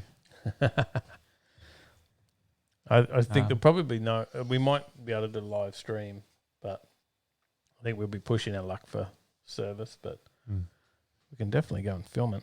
Shane Fitzgerald says stage 4 in Melbourne sucks. Yes. I reckon it would. Next story. Holden. Dave Ray says, I've been working out in Roma for the past 7 years. Didn't know there was a drag strip out there. Yes, there is. It hasn't had a race on it for about a year, I think. I think it's been about a year. But there definitely is. I don't know how often they race on it. Holden are doing a final book. Mm-hmm. So, and according to your car, as long as it's a Holden, of course. There was check some out sound the link. effects. Gee whiz, just subscribed. Gee whiz, thank you. Holden wants. Was that you expressing it or reading their name out? Both. Gee whiz. They did in one. Holden wants your car, yes, as according to which car. So the final book, you can have that with your picture in there of your Holden. That's the whole story in a nutshell, right? Yep. You gotta talk for those on the podcast. Sorry, I was reading. They didn't I was see reading. that nod. I was reading the reading the comments and didn't actually hear what you said, so I just nodded. The whole story was the fact that you can put your picture of your car in the final Holden book. Yes, but there is a catch, and it's $349 of cost. So they'll charge you to put your picture in there, But you do because get- they can't fit every Holden Yeah. in it in Australia. You do get the book in return, the 3-volume commemorative book. And the final chapter, it'll have about 600 pages featuring images selected from the Holden archives, detailing everything from the design process through the decades to the never before seen images of life inside Holden, and of course the cars themselves. And it has all these badges. Yeah, it comes with replica model badges, a replica build plate, a reproduced Holden employee handbook, and 2 never-before-released posters. And in the highlight of the collector's edition is that anyone who pre-purchases the book by September 13th, 2020 has an opportunity to have their own Holden featured in the book by uploading an image when they purchase the book set online. When have we gotten to? September 13th. Oh, it's not that far away. Needs a HJ in there. FX Death says, what's it called? The Rise and Fall of Holden? It's titled The Pride of the Lion. James Baylor says, is the last chapter blackened and burnt around the edges to show what GM did to it? Before phoenixing it. Marv says, nah, James, it's $150 million and you only have it for 4 years before GM takes it off you. Oh, that's funny. It will be about 40 pages long. Brad says, does a Holden Rodeo count as a valid entry? I'm sure it would. Get any Holden If you there looking pay for, if you wanted to pay the $349. It does say all picks will be subject to vetting and will appear in the order they were received, according to Holden. And there you go. So they need to be of print resolution, no less than 1 megabyte in size. A pic straight off your smartphone should work. And it does need to be a Holden. Dang says, I would pay that for the VZ just to piss the purist off. Get it in there. You can upload 1 image per purchase. So it means if I wanted to get the Ute and the HJ in there, I'd have to buy 2. Buy 2 books. It can be ordered via the company's website and will be shipped to the buyers at the end of November. So I already have a Holden book. It's in the background there somewhere. Can't see it. No. Behind me. There's a Holden book. Trying to see that? It is a Holden book. The passion for Holden.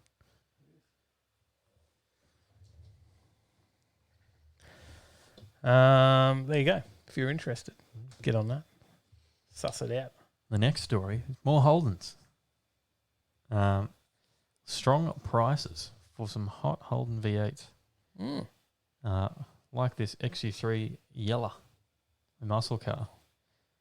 They're saying they're getting some good prices at the moment at the auctions, right? Well, this one here, this particular example has 3,025 kilometres on it, had 61 bids, and the final price was $335,000 and $335,195, including the 9.9% buyer's premium.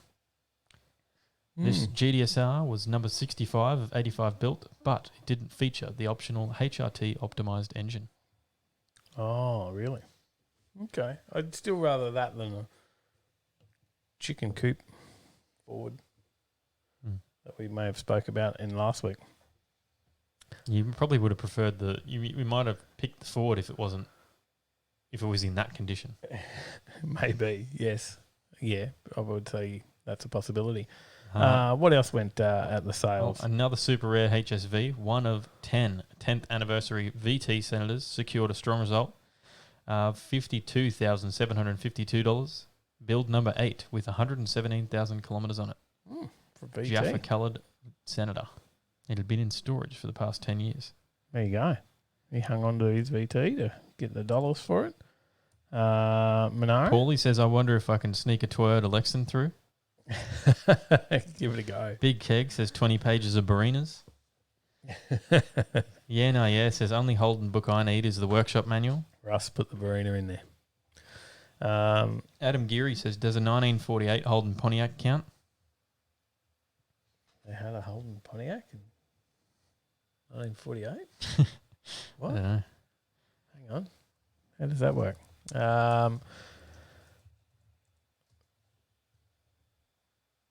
What about the Monaro? What did the Monaro go for? The Monaro, that one there, the Devil Yellow VZ CV8Z, sold for $92,000 in absolutely pristine condition. 6-speed manual gearbox and just 4,665 kilometres on the clock. Still a brand new car. Mm-hmm. Amazing. Next up, the 27 HSVG TSR in Spitfire Green. Ford off its depreciation, selling for $117,593. Seen an SS wagon getting around with that Spitfire green colour. Mm-hmm. You seen none of those getting around? I have. Which is a number very similar to its as-new price, showing only 1,140 kilometres on the clock. The car came with receipts for the only 2 tanks of fuel it has ever had in it. Really? Yep. That's insane. Oh. There you go. What else we got? Rat Fink says, only thing I'm holding is my pee and I got to go. Dang Dang says, that's 100K more than my house. What else we got? We got a Maloo. Yes, we do. 2014 Maloo R8, 34,397 kilometres on the clock, managed $58,247 thanks to its absolutely pristine condition. I reckon you keep an eye on Finance My Ride page. Team FMR is who you got to check out. Go suss those out, and you might see one of those coming up for about possibly $100. Does that make sense? The chance. Chance for one of those, but a very good bloody chance. Better than most of the others that you see up there. Obviously, I can't give away too much, but we'll give away a little. But many of the others you see there that give away a chance to win one of those is a chance of many of tens of thousands of tickets. But imagine if it was a very small number of tickets. That would be much more interesting. So keep an eye out on that one. And on the other end of the age spectrum is this next car, a HJ Premier 253 with just 9,261 miles on it. Seen one of them before. Was sold with no reserve for the highest of 22 bids being $19,507. I think that's cheap. Actually, I think that was good buying. I think that was cheap. I've seen them advertised for a lot more than that on bloody Marketplace. Not in that condition. How many K's on the clock on that? 9,261 miles. That's insane. That's not much at all. So 14,000 Ks. Well, no, it's or almost 15,000. Well, no, it was a 253, but But I said to you earlier that maybe wouldn't appeal to me, in the sense that obviously I've got one that's modified, and if you bought one with such low mileage and in original condition like that, then you're keeping it like that. It's not ever going to be a modified car. So, Mal said there was a V8 Kingswood with low kilometres, very cheap sold. Really? Yeah. Early model HSVs are rare. Just 387 of these VP Club Sports were built between October 1991 and June 1993, and this one sold for $30,332. Had 55,000 kilometres on the clock and one owner. There you go. That's probably not too bad. Well, one owner for the past 15 years. Sorry, so. What else was there at that auction? VK Ballina wagon fitted with a 304 cubic inch V8 was eagerly sought after. 46 bids, driving the price to $26,485. Had an iron line in it. Pardon? Had an iron line in it. There you go. 26,000 for the wags. Not a bad auction. There you go. A few good prices, few big prices. Yep. What else we got? You can take over this story, I think. No. I've been telling all the stories. No, I'm just... Hey, what are you doing? Stop changing camera angles. This one is about the VEs. So the VEs, they did have a plan to... originally had a plan with all the VEs to have quite an extensive lineup of different models. Now, we didn't get quite the range that they had planned, but they certainly had planned to have a lot of variants, I should say, not models. It was one model, and they planned to have quite a substantial amount of variants off that. So, one of those being a resurface of the Tirana. So, and many would have seen some of the pictures that circulated over time throughout Facebook and different spots. But there was certainly some design secrets or documents kept secret that they did plan to do that. There's a bit more of a story about it on whichcar.com.au, or Wheels as well, I think, did the original story. And they wanted to run these different variants in not only a Tirana, but a couple of other all-wheel drive options as well, which they did do with the Avalanche. So they had the Coupe 4 and the Avalanche wagons. The Avalanche come in a ute. And that as well, which was a high ride vehicle, and also had all-wheel drive. But they had explored the options of doing that as well with these.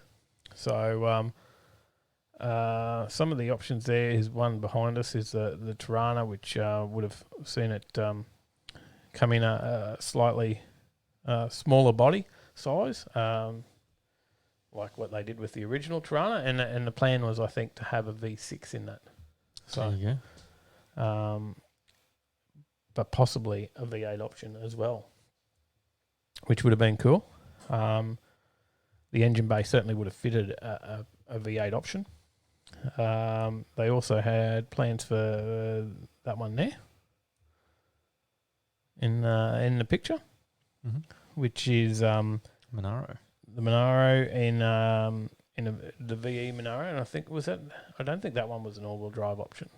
Don't think so, no. So, but there was certainly an option to have a coupe in the VE, which they didn't do. And what about the ute? There was Paulie's off. See you, Paulie. See you, mate. Dang Dang says, God damn it, I paid $500 for my VK back in the day and sold it to my little brother for a stereo install. got rorted. Marv says Crewman Cross X8 was the ute, Dave. That's the one. Yep. I should know. My uncle has one. Still got one, I think, with very, very low Ks on it. They did have the Coupe 4, though, as well, because he's got one of them, too. So the Coupe Ute was the other thing. So they had the Coupe, the Monaro look in the VE, and then a Coupe Ute, which had a just a different body shape to the normal Ute, and it had I think a longer door, basically. So it looked somewhat like that in the picture behind me. Mm-hmm. So there you go. Frameless door frame compared to the what we did get. Mm. So there was a few different lost models in there, but Yeah. we didn't end up seeing them, and now we never will. Mm. You like any of those? No. No? Not a fan. None of them? No. Don't want any of them. Not for me. The VE Saab Coupe. Trevor Smith says, I wanted to buy that Monaro. Spoke to Holden at Motor Show when it was on display. Not enough interest. Really? There you go. Mars is the Avalanche. The Avalanche.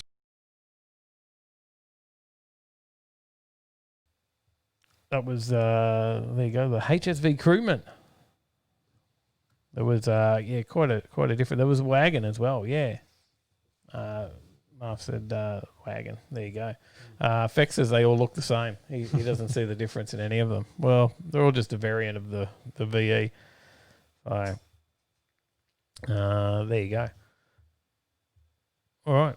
Something he might be more interested in. You want me to change out of Holdens? An Australian L-plater has had been... enough of Holdens.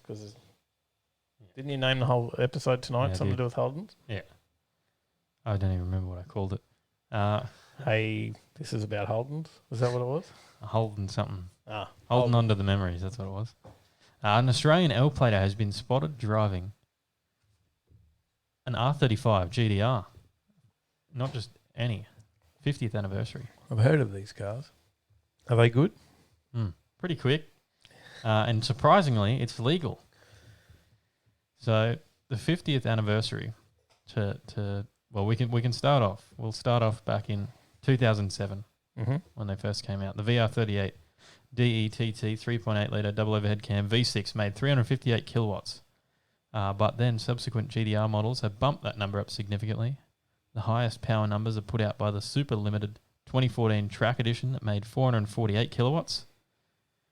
And the 50th anniversary edition of the R35, it debuted at the 2019 New York International Auto Show, and it is one of the finest incarnations of the GTR. Offered with the special two-tone paint, a unique Alcantara trim, this GTR makes 421 kilowatts. And according to D-Marge, it might be the prettiest version of the GTR R35 yet. Do you think that? The colour's cool, but I'm a fan of blue, so I'm a bit partial to blue. What's your favourite shaped Skyline then? If I could afford it, a 34 GTR I would buy. Okay. Just, off topic, but was just wondering that. Yeah. But who puts a learner behind the wheel of one? Someone with a lot of money, of course. You'd want to hope you got a bit. Yes, this learner driver is learning behind the wheel of a car that's worth almost $210,000. Can do 0 to 100 in 2.5 seconds. It seems like a really, really bad decision, and driving lessons are already stressful enough when you're not strapped into a rocket. Well, there you go. Wonder how he went. I wonder if it was his first lesson. But is it really worth teaching them to drive in Godzilla?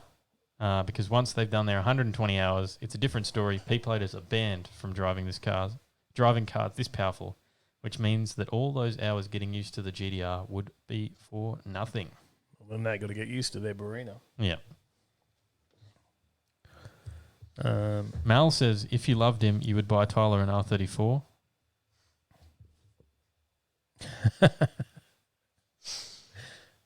Nah, don't love him that much. Big Keg says starting to look old, needs a new model. Well, I don't think they're in any rush to phase out the R35 just yet. So, Yep. Legal to drive a supercar in the UK as a learner if you have a legal passenger. So it is the same here. So you can obviously as a learner can drive V8s or whatever, but just can't as a P-plater. So it does change. says kid could already be a racer of some kind. Karts, dragster, rally, etc. Dang Dang says you can tow on your learners too if you put driver under instruction plates up. There you go. Big Keg, did you see that one? Starting to look a bit old. Yeah, I mentioned that one. I mentioned how I don't think they're going to phase it out anytime soon. No R36 coming? No. Archimedean Eye says only as fast as your right foot. They are a harsh auto trans and noisy to drive in traffic. There you go. Trevor Smith says saw a learner in a new Range Rover a few weeks ago. T-boned at a roundabout. Driver's door skin peeled off completely. Oh no, nasty. Mad Dad says trying to outrun Rona. Mum says if he loved me, he would buy me a Gemini. She did find one the other day for like $2,000 or something. I think it was. It was a bit cheap. I didn't have the shed to put it in yet. Skid Pig says, or at least needs an update. They might do that. They might do a little bit of a facelift. I'm not sure. An R35.5. Dan Jazz says, I've driven a 35. Didn't really like it. God, I'm old. Really? There you go. On to the next story. A pretty nuts looking Jeep. There you go. V8 Jeep Gladiator 6x6. So this is just obviously a new showroom model? By Jeep? No? No. This is not one of their variants. Oh. It is not. Okay, so it's a little bit more special than that. The question for you. Diesel Brothers been creating it. The question for you from motoring.com.au. What's got a 6-wheel drive system, 38-inch off-road tyres, a 6.2-litre LS3 V8 and more attitude than Clint Eastwood in Dirty Harry? The SF6 by 6G. 6x6? It is. Just as a guess. This jaw-dropping creation was developed by SoFlo, which is a South Florida garage that specialises in customising Jeeps. Andrew Phillips, how you going? Waiting for acknowledgement. Phil, have you ever Did I miss you in the yet? chat before? I did. He said earlier, I would like my presence acknowledged. Thank you. Welcome. Welcome to little Phil. Well, according to... If you had one of these, you would always be acknowledged, Phil. Everyone would notice you roll in. So you just came on into the chat. Nobody even noticed you were here. But if you had one of these, you could have just drove through the wall and pulled up on top of the TV. So they extended the frame, obviously, added another axle. There's also a custom-made front end with a fiberglass Predator bonnet, steel bumper with winch, unique front wheel flares, power-operated side steps, and more multicoloured LED lights than a Miami nightclub. According to SoFlo, the only original parts on the SF6 by 6G are the doors, which can be removed. The only original parts, you can take them off. I love that. What's it on? It's 38-inch Patagonia tyres. Yeah. The 6x6 Jeep Gladiator has been built for off-roading. It has a full-time 6-wheel drive system with 5.13 ratio axles and a middle axle fitted with a Detroit True Track locker in a 9-inch differential. Yeah, now it's got like a 5-inch lift kit or something, I think, hasn't it? Yeah. 14 inches of wheel travel at each axle. There you go. And as standard, power is provided by a Fettled 3-litre turbo diesel engine that bangs out 225 kilowatts plus 950 newton meters of torque to up to 5.4 tonnes or 12,000 pounds.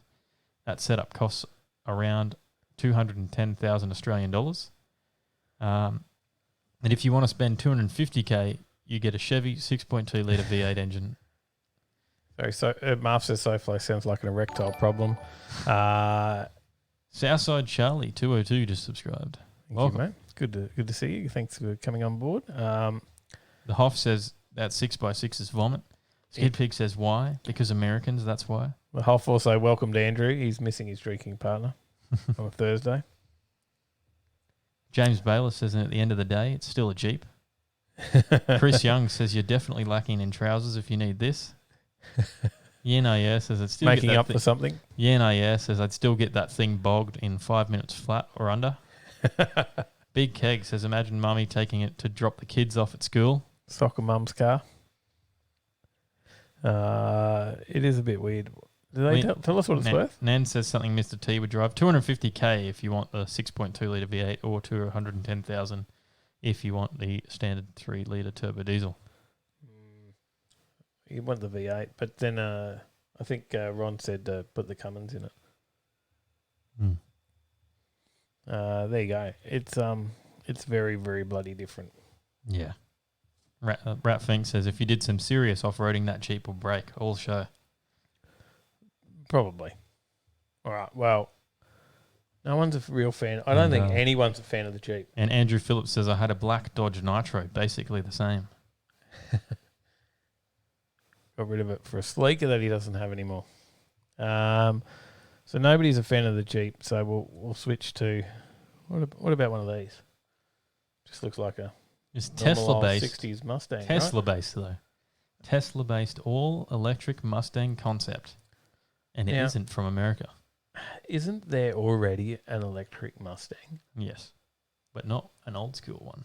Not now. There's a Marquee, but this is not a Marquee in any way. It is not. Although the Marquee's pretty quick, isn't it? 1,400 horsepower to the Marquee. Is it? There you go. For the Mustang Marquee, 1,400. Okay. I believe. But they didn't go with that. They've decided. I think that's what it is. Is that right? I don't know.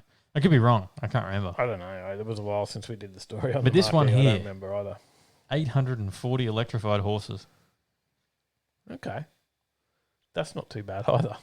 And it comes from Avia Motors. So it's not from Ford. Which is a Russian company. It's not Ford. It's not American. It's the Avia R67 all-electric Mustang concept. Okay. Tell me more. Andrew Phillips picked up a GS300 Japanese luxury. I don't know the GS300. I think it's a Lexus. Ah. Like a 1UZ or something in it. I don't know. We'll Google that. I think it's a 2J, I think. Is that right? I don't know. 6-cylinder, 3 litre petrol. Sounds like it might be a 2J. There you go. Anyway, so they've got this old Mustang, modernised it up, or they've got the they're not just taking the body of an old one, they're making a new body. Is that how it works? But they're using that shape. I believe so, yes. And then because it's all modern inside as well. But then they slap on that on top of Tesla Model S. Mm-hmm. So the Model S chassis is what they're using. Yeah. Yeah. To produce this little 800 horsepower gem, powered by 2 electric motors drawing 100 kilowatt from a 100 kilowatt battery. 100 kilowatt hour battery. Yes, that's what I meant. And compatible with all Tesla superchargers as well. There you go. So, what do you think of this one? Is it Marv better than a Jeep? Marv says I'd call it an Electronaut. Electronaut. I like that. That's good. Well done. Rat Fink says I like that Stang. 618 kilowatts. Rat Fink also said I had a 2013 Jeep New. I sold it with 2,400 miles. That should tell you that I didn't like it. Oh, really? There you go. Andrew Phillips says rear-wheel drive 2J Camry. Yeah, that could be interesting. 0 to 60 in just over 2 seconds as well in this thing. That's pretty impressive. It actually is, isn't it? 507 kilometre range, and we have no idea on what the price is. Expensive. I would imagine it's not cheap. It's probably the best looking Russian car I've ever seen. Eh? Can't say I've seen many. Oh, you Google Russian cars and have a look at the images for Russian cars, and you tell me how many there that you like the look of. Probably the Gaz and the Lada. We Russian cars, a Honda Pilot sports utility vehicle. Is that the one you like? Let's have a look. Just go to the images and throw that page up there for everyone to have a look at. You're making you work for it. Yeah. Just getting you ready for throwing the wheel up later. Yeah. They've given us a heap of new stuff, haven't they? What have we got for Russian cars? Nothing. What? Eh? It's a DIY car, though. Oh. Have you thrown this up for everyone else to see as well? Oh. Here you go. You still haven't? No, I haven't. Come on, you can throw it up for everyone to see. Because they're all wondering what you're talking about. You're a pain. He's complaining about you guys. You want to see, don't you? Tell him. I'm complaining about Dave, no one else. Say, show me, Tyler. Show me. What are you talking about? How about that one? Okay, that's probably slightly impressive. But go back to what you had before that one. Marussia. Just go back to Russian cars. I'm sure there was. What about that red one? Oh, look. The green one? A green one there. That's more your style. Yeah. Your style. That's what I think of when I picture Russian cars. But there you go. You can get a Mustang now from Russia in electric.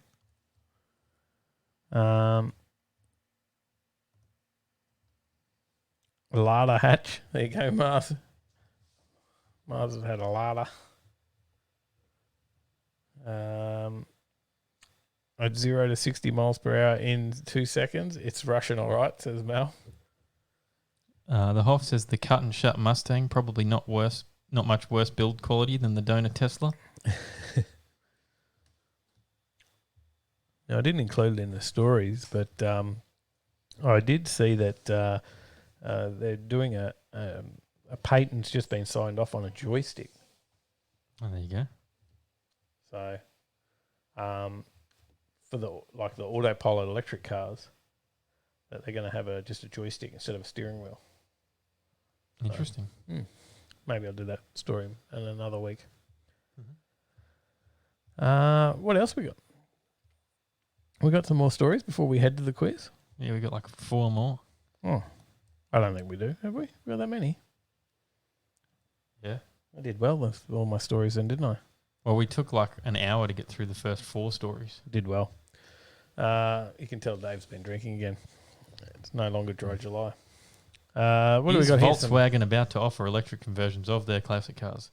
After recently unveiling an electric-powered version of a modern Combi, the names e-Beetle, e-Golf, e-Kubel and e-Carmen have been registered for trademark by Volkswagen. There you go. So there's talk that they're going to do a conversion kit. Mm-hmm. See, I only put this story in because it is Volkswagen on the heading here. Looked like it said LS Volkswagen. And I was like, I've got to talk about that story. And it just turned out to be about electric Volkswagen Germany have announced that they will begin selling the battery-powered Combi in Europe, with pricing set to begin at 120,000 Australian dollars, or 64,000 euros. Too much info, Marv. Too much info. TMI.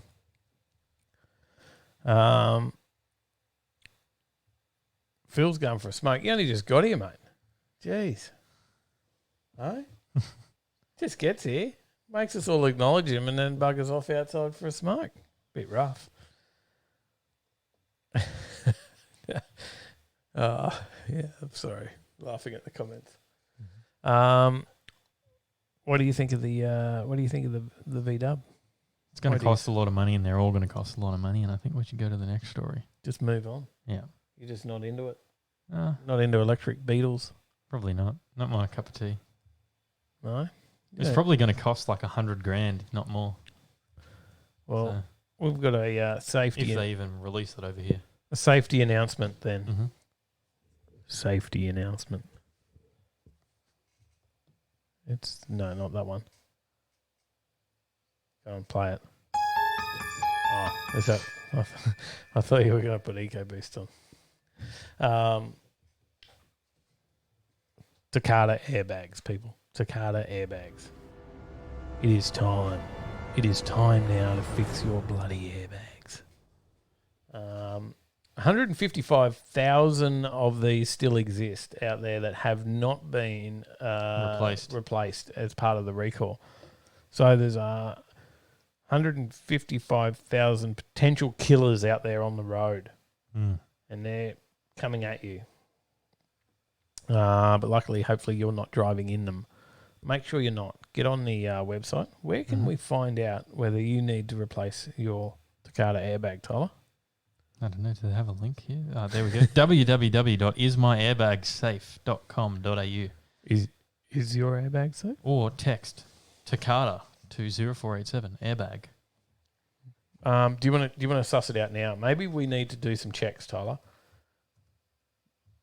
Just make sure the airbag in my HJ is okay. What? What about the airbag in your Skyline? Your Skyline has an airbag, actually. You may have checked your other cars. You haven't checked it since you got the Skyline, have you? The vehicle status of the HJ is unknown. Good on it. What about your Skyline? It does have an airbag because you've got the original steering wheel, don't you? Which has an airbag. Does it not? I have no idea. The vehicle status is unknown. Oh, that comes up on yours. I'm pretty sure yours has an airbag, and that's why you're not meant to have an aftermarket steering wheel in yours. Yet a lot of people do run them, but it is an illegal modification. Is your vehicle an import?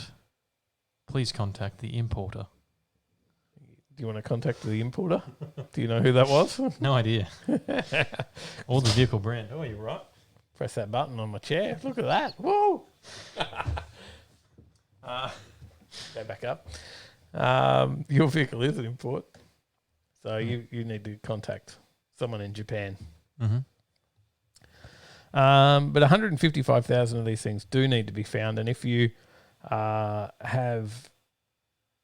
if they can find you, they will cancel your registration, right? December is the deadline if you haven't got it replaced by then, I believe. So. Then they'll find you because you get fined for a unregistered vehicle. Has everyone been on and checked their vehicles?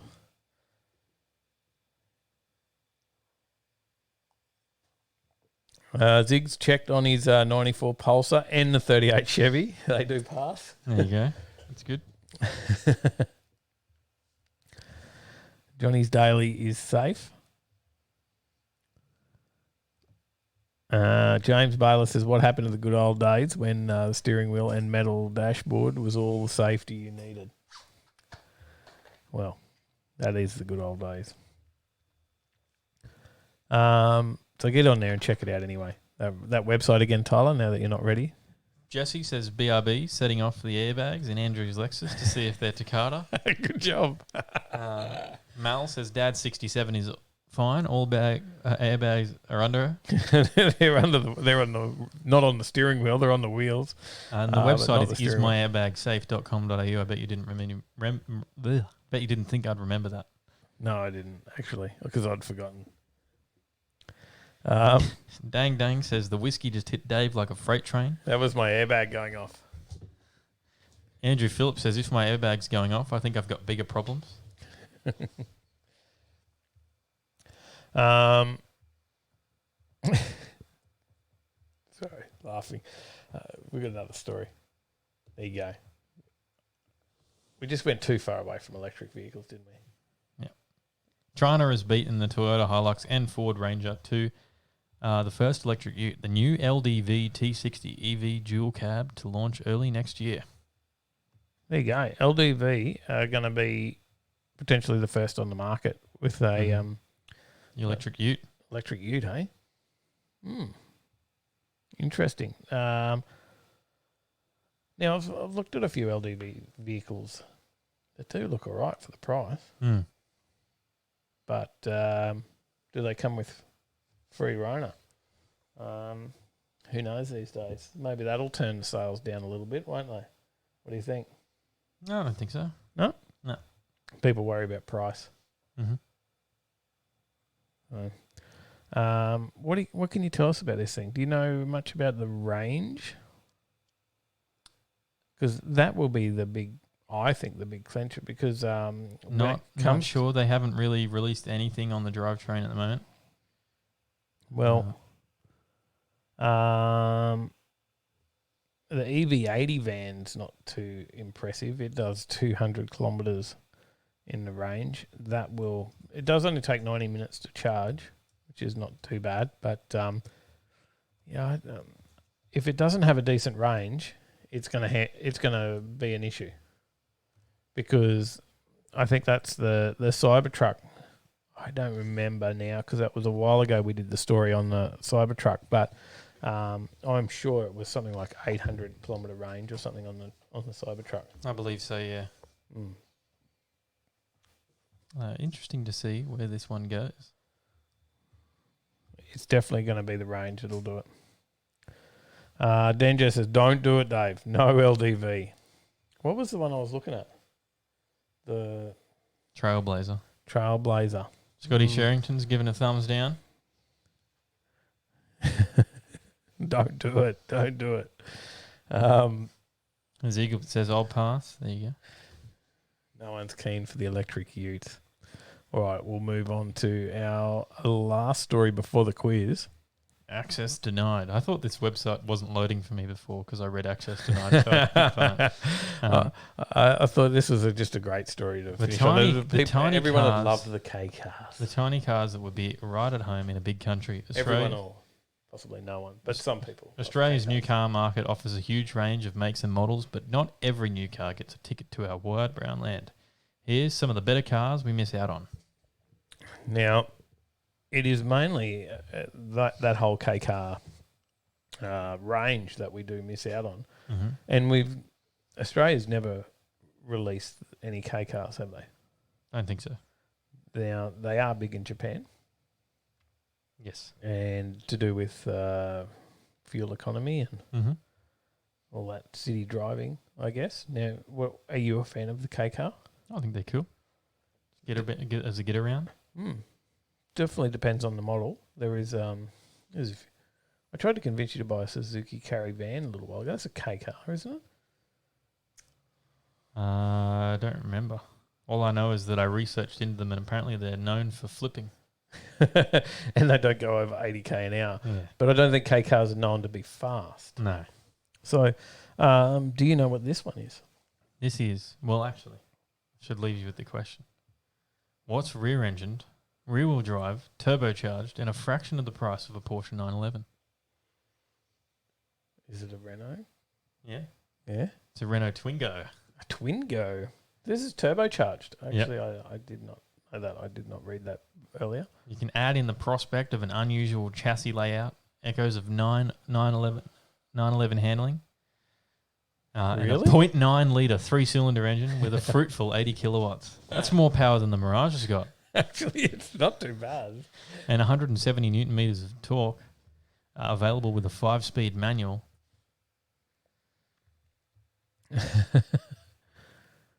So, would you drive around in a Twingo? No, but I did see the interior shots of this car as well, actually, and you might be able to get them on there. It actually, you're gonna make me keep moving my screen around. It's annoying. What do you think of the interior shots? It's all right. You can check out the interior shots where on caradvice.com.au. There you go. There you go. Get a little look. There'll be links in and the show notes and on the podcast. And then you can have another little look. And now it's gone again. Just one last quick look. You've done that for everyone. There you go. In the have a in quick the look. YouTube show. James Baylor says you could do an engine swap into the Mirage. What else have we got? So there's one we missed out on. Is anyone disappointed they've missed out on that? You could also have maybe you want to go something a little bit more sporty. Hey? What about the Honda? Mm-hmm. What do you think of this? Bit different. Yeah? The Honda S660 Roadster. I'm pretty sure we've seen one of these and it's in one of our videos. Really? Yes. Oh. Where? Do you remember? We were filming Rodney's car at Espresso 25. Oh, really? Just recently? Yep. And did we check it out and go, oh, what's that? Yes. I don't even remember. I still don't remember, and you're reminding me. I have no idea. I'm going to have to go back and watch the video. Mm-hmm. Where do we find all these old videos? On our channel. Oh. YouTube.com/Overtaking Lane. If you're already in the YouTube channel, you know where that is. But if you're listening on Spotify or anywhere else where this podcast is listed, then there you go. Check it out. What a segue. So the Honda 660 S Roadster. What size engine's it got? Just at a guess. 660cc, I'd guess. I think you're right. Another 3-cylinder. Turbos as well. But maybe not. 47 kilowatts. Not quite as powerful. The Hoff says, I can just imagine the brainstorming session we need to name this thing. Twingo gets the nod. It's a tough decision. Tough decision. Mal says, if it had an LS, then Dave would remember it. Possibly.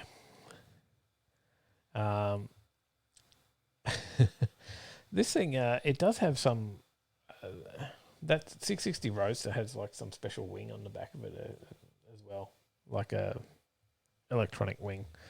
I don't know. It's not in the story. But I know that about it. How about the next one? You want me to change the picture? Suzuki Hustler. Now, we're going to jump ahead. Now, I like the look of this. Mm. I actually do like the look of this. Have a look at that picture. You see that picture? What do you think? It's like a mini Jimny. Yeah, without the big stance, it's probably not as capable as the Jimny.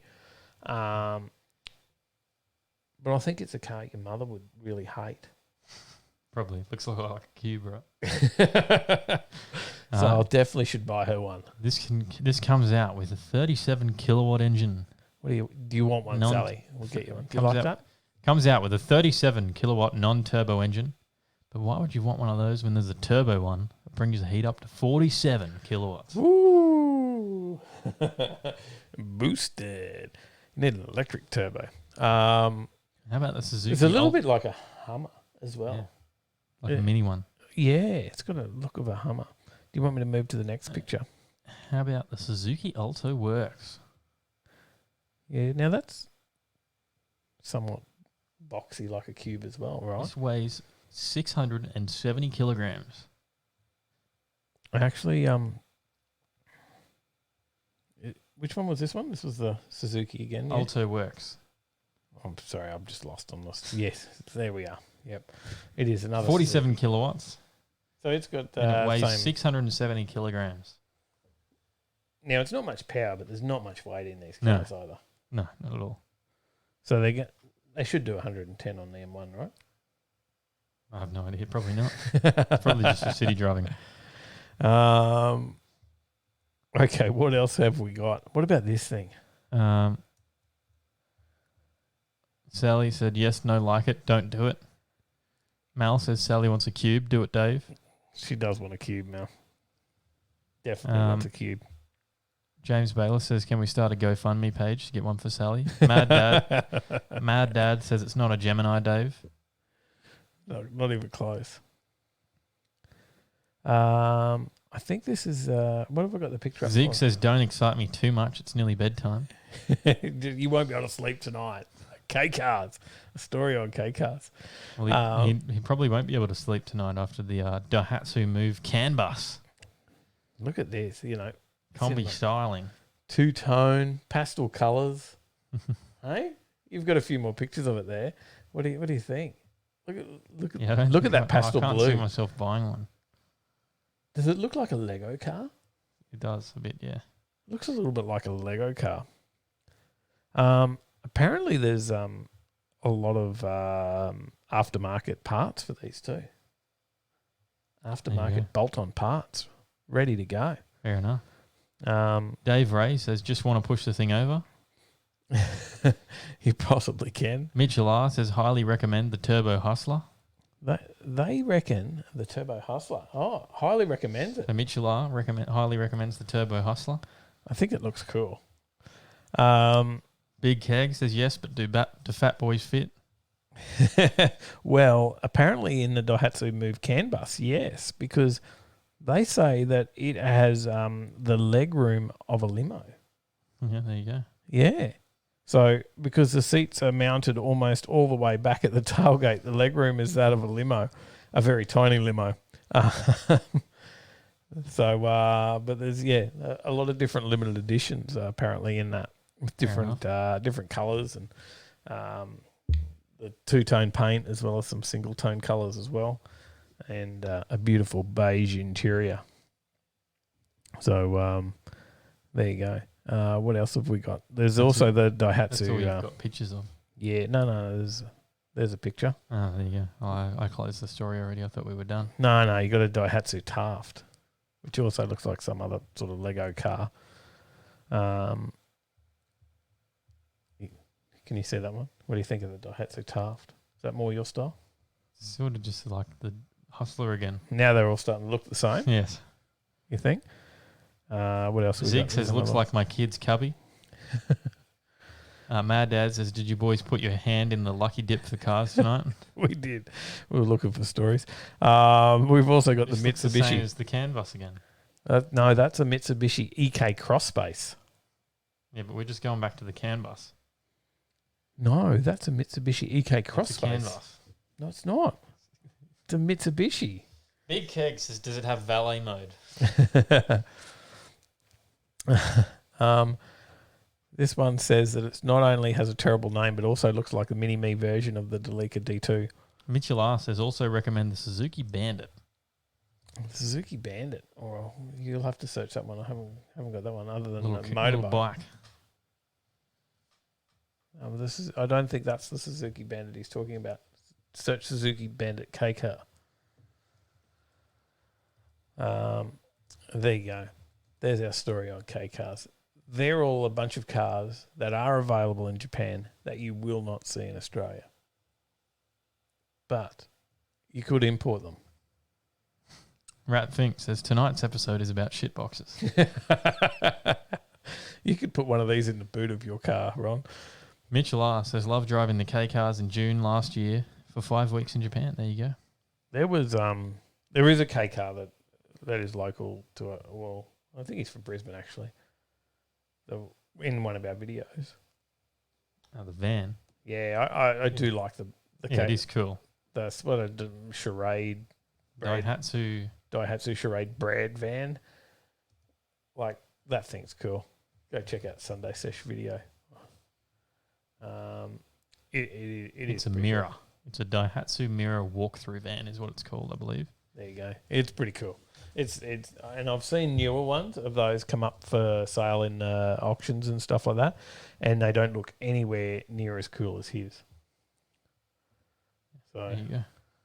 The walkthrough van. That's not his one though, is it? No. So anyway, we got time for the quiz. Mm-hmm. Have we got some competitors for the quiz tonight? We do. They're in the chat already. Okay, well, you have a chat to them while I go and get my score pad. All right, let's bring them in. G'day, yeah. And g'day, Marv. How we going? Hey. All right. Evening all. Caught me mid-sentence once again. Oh, always. I like to. That's what I like to do. I just wait. Yeah, I know. I wait. Lovely. Wait until you're talking and drag you in. Oh, you can just see the light come up. It's like, all right, got him. You don't get to see it for the other channels, so. Otherwise, I would plan to do that, you know? What did we think of the K cars? Oh, lovely, man. Do you want a K car, Marv? Is there any I've K car that piques your interest? I've always been a cappuccino fan. Yeah? The old Suzuki Cappuccinos, Honda Beats, those ones have always been good. Not really so much a fan of the Copen or other ones like that. Mm-hmm. There's usually like, say, the Curos, the Mirrors, all the front-wheel drive ones. It's like only the JDM versions, the proper ones that came out with all-wheel drive and the special editions, they were the only ones that were even worth anything. Hey, guys. Dave's back. How you going, Mr. Morgan? Hey. Evening, Dave. Is the show more exciting? Dave's pissed or... everyone laughs more. They just laugh going, how many's Dave had? You all got to guess how many I had before we started. That should be one of the questions in the quiz each week. What do you reckon, Tyler? Before I'm going 5, maybe 6. I'll give it a good crack. And it doesn't were you take going me to say how anywhere many near as drinks many. or how many bottles? No, it does not take me anywhere near as many after 8 weeks of none. So I was going to say you did well there. yeah, we did all right, and it was quite funny. We had a few drinks on the weekend on Saturday night, and we didn't get through that much. I'd normally probably drink. Yeah, okay. Hello, are we back? We probably should have entertained the podcast while we were off. We probably should. They were entertained going, what happened? You can still hear them. Are we back? I think we should be back. It says we're back. We got to wait 30 seconds till someone tells us whether we're back or not, though. Hello, can you hear us again? All right, now we got yous. The internet dropped out. Internet dropped out on the PC there, but we've come back up, and this time we've not had to create an entirely new stream, which does help. Oh, okay. So I'm sitting on an old one. Here we go. No, we haven't created a new one. We seem to be back. Yeah. No, there we go. There we go. We would. My bad. There we go. The internet didn't agree with my drinking. Just one too many. Apparently, censorship. No. I was talking about the fact that last Saturday we had our drinking session on the 1st of August after Dry July and a few weeks beforehand, and Sally and I did have a few drinks, and it was about 9 o'clock. You've been drinking too much, Tyler. You just spilled water all over yourself. Conversation. Out of the bottom of this thing. All this water underneath it. Someone came off. It was about 9 o'clock, I think. Sally said, "I feel like a cup of tea." I can hear you boys, and I can't hear Yenna. You can't hear you? No, I can hear him. No, I can't. It's like he can hear me. I can't hear him. I can hear Murph. Yeah. Hang on. Yeah, I'll move you out for a second, Marv. Hang on. Yeah. Kick me out. Yeah, you're back. Hello. I'm here. Try again? No. Can't hear him? No. Well, this is going to put you at a disadvantage. Can't That's hear all each other. right. This is all right. I always love the challenge. Well, there. Mix it up a little. There you go. Something different. We'll try it out. We'll see how this goes. So you won't. So if someone gets the wrong answer, you won't know what they said wrong. I will. He won't. No, I won't. But all I know is the option. One less option will go with the first 5, but the others we'll see how we go. And it's obviously not your volume or anything like that, Marv, because you can hear us okay. I could hear him in the waiting room perfectly. It's just as soon as we both come in here, it's just dropped out. I don't know why. Weird. Very weird. Yeah. Oh, well. Very strange. These things happen. Let's get it on. Quiz time. Ding, ding, ding. Quiz time. All right. Marv, your buzzer, please. Math. Yeah, your buzzer? Yeah. Yeah. I didn't even get to hear that. I'll have to check that back on the stream. Question number 1. Finish the phrase. Football, meat pies, kangaroos, and Marv? Holden cars. That is correct. Question number 2. Which model Holden had the first Holden Ute in its lineup? Was it A, 48215, B, FJ, C, 502106? Marv? Yeah. It was 48215. Incorrect. I was going to go with the FJ. Also incorrect. The first Ute was 502106 in 1951. The FJ was 1953. Oh, and the 48215 was the sedan. That's right. Was the first Holden. I mixed my numbers up. I knew it was one of the numbers. I'm like, there we go. Points go begging on question number 2. Marv is 1 up. Question number 3. What model Holden saw the start of the iconic Kingswood nameplate? Was it Marv? Yeah. H. Hang on. H. Kingswood was H. G. No. It was not the Too early. HG. Oh. Way too early. Way too early. Way too early. Yeah, no, yeah. Do you want to have a crack? Or do you want to hear your last two options first? I'll hear my last two options, please. Is it A, the HK, or C, the HJ? I was going to go with the HK. That is correct. It was the HK. 1-1. Yeah, good on you, man. That's why I Me was gut like, feeling, went but way I too thought early. I'd double check. It was KTJ. Yes, yes, Marv. KTG. Yeah. KTG.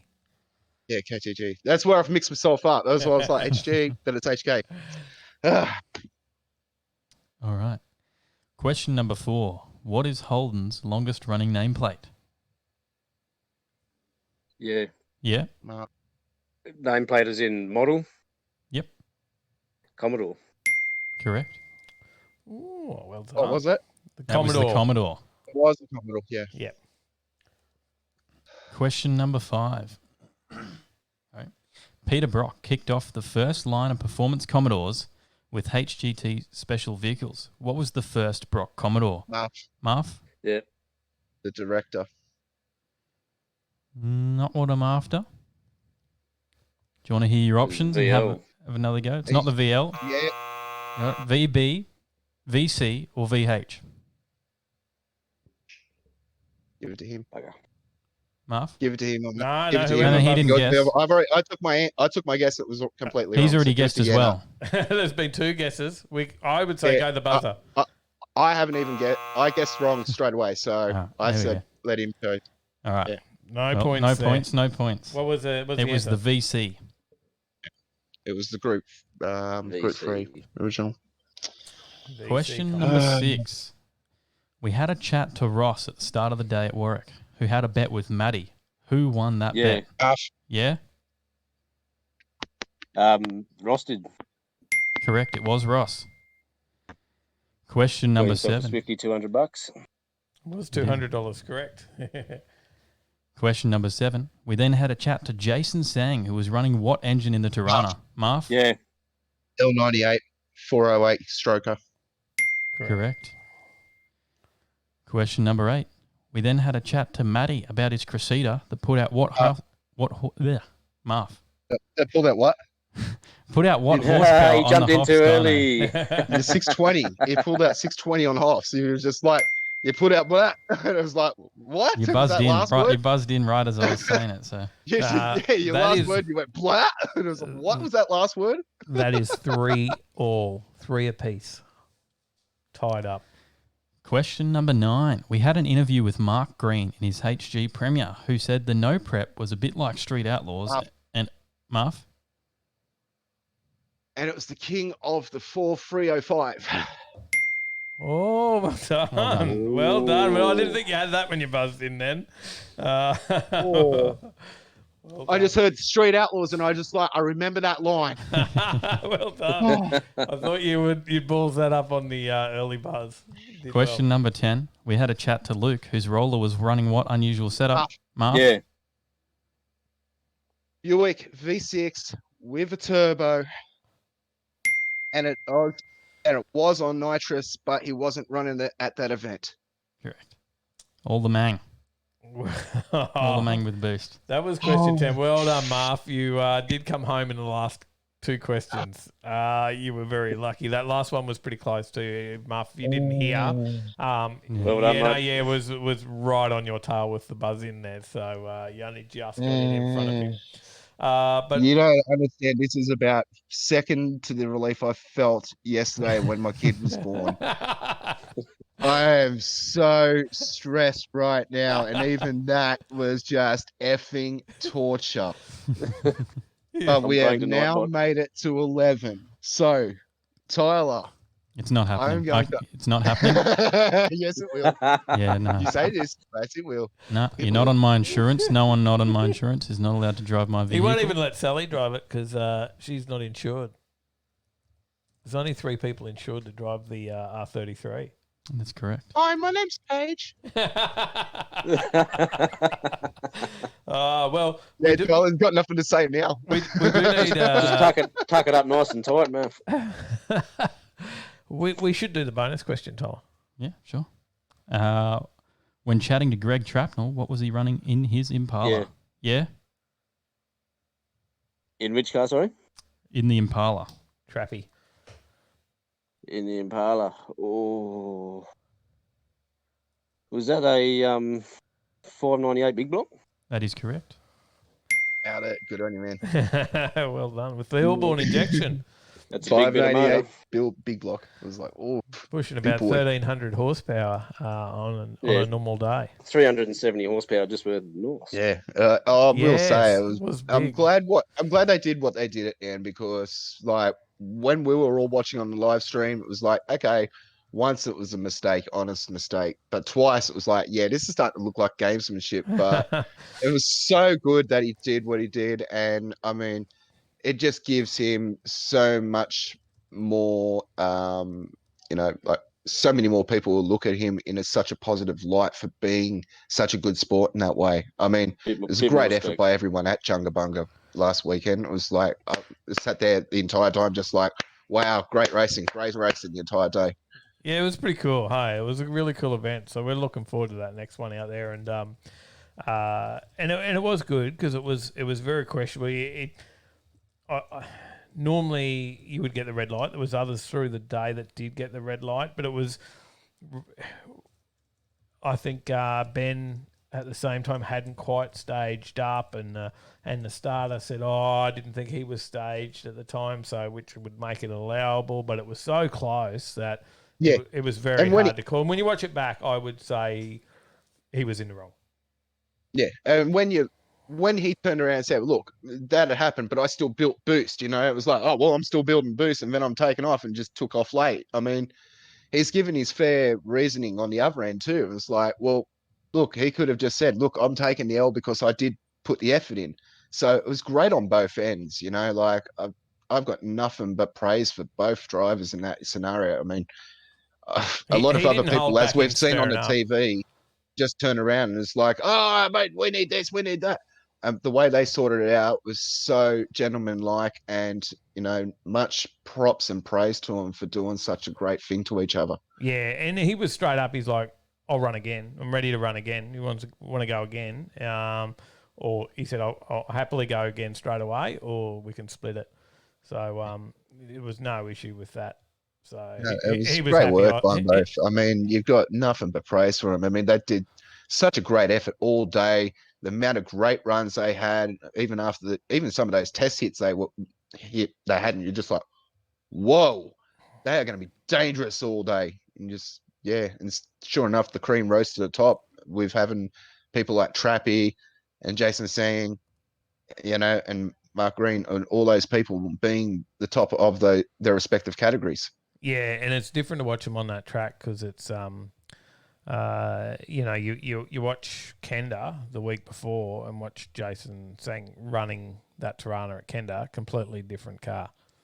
Like they had to really change the way they drive it, turn it down, and drive it completely different to get it down that track. And there was no bingles. There was a lot of close calls, but no one tapped the wall. Although there was a lot of people very close to it. So that was great skill shown all day. I mean,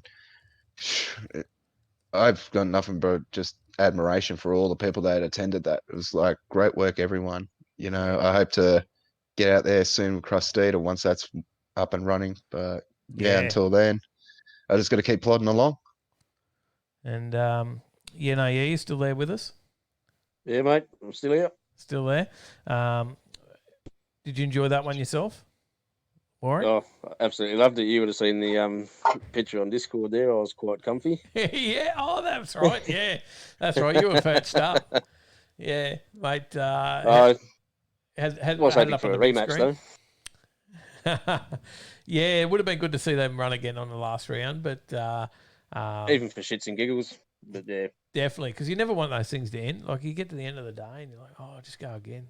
Keep going. It was good, but it was interesting the way they did it as well because they so in street tire and they did it in both classes, didn't they? They get to the last four and they say, "Righto, this is how much prize money's up," and then they throw it to a vote on how they want to divvy it up.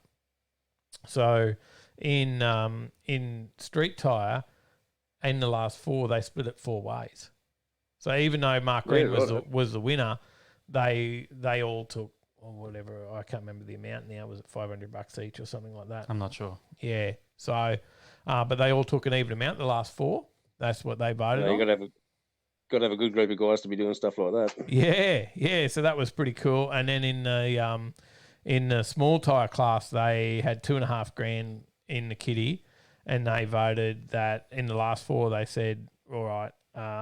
Well, it was the last 3 actually, because it was Ben Vlecken he drew the bye, and you won't see that in the video. You'll see it in the live feed. But Ben drew the bye, and Jason and Greg, they ran in the semi, and at that point they voted on it, and they said, we'll go winner gets $2,000, runner up gets 500. I think it was out of the 2.5, and then Jason couldn't quite get around Trappy, and Ben had the bye, so he got straight through, and then Trappy and Ben ran and split the 12.50. Jason took a turn for the wall. Yes, that's right. Yeah, and if you watch that back, that video clip was in the video twice of Jason getting a bit sideways there. So he got. And what slippery. A gorgeous little LJ that is. Man, that thing is cool. That thing is so cool. So that was really awesome, and I would just love to have drags every weekend. I really would. I enjoy it. So I don't know whether Tyler would be as keen to have that. I would, just if they were a little bit closer. Not if we were at Willowbank every weekend or something. I did all the driving. Yeah, it's not very comfortable in a car for that long with someone as tall as me. You could have laid down in the back with the...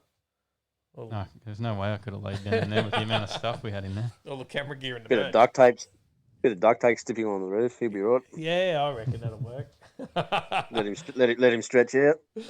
All right, guys. Well, thank you, Marv. You've done it again. You coming back again next week. Well done, mate. Yeah, I know. And this time I will have a kid here, so God knows how it will happen. Well, watch out. I was talking to Scotty today. Scotty might be coming for you too. Scotty could be coming for you too. I was talking to him today. He's like, yeah, I'm ready to go again. So I've been waiting. I have been waiting. I thought he was going to do it like at 8 weeks, but he's let me stretch this record out a bit more, and I'm like, okay. He's busy. He is busy. He's busy. You're gonna have another crack. You're gonna jump back in, try and get back in again next week. I'm doing my Nightbot dance tonight. Is that how Sally keeps getting all the votes? She does the Nightbot dance. There's got to be something going on there. I think she's one of the few. Although Paige had a bit of a streak there for a while too, didn't she? But I don't think she's been in it for a bit. No, she hasn't been entering it now. So. No, something with the name and the algorithm. There was a group of 4 of us that were getting it all the time. And it was like I was copping the same 4 for about 10 weeks straight. I think it was Johnny, Sally, Paige, and I think it was the 4th one, or Paulie. It might have been a 5th one too, but it was like the same 5 every week for a good 10, 15 weeks. I'm like, oh God, again. No. I mean, it gets bad with some of this because everyone knows what I'm about, but I still don't know what half the others are about. And it's like every challenge, every week, it's a new threat. And I'm like, oh God, has this person studied? Has this person got this or that?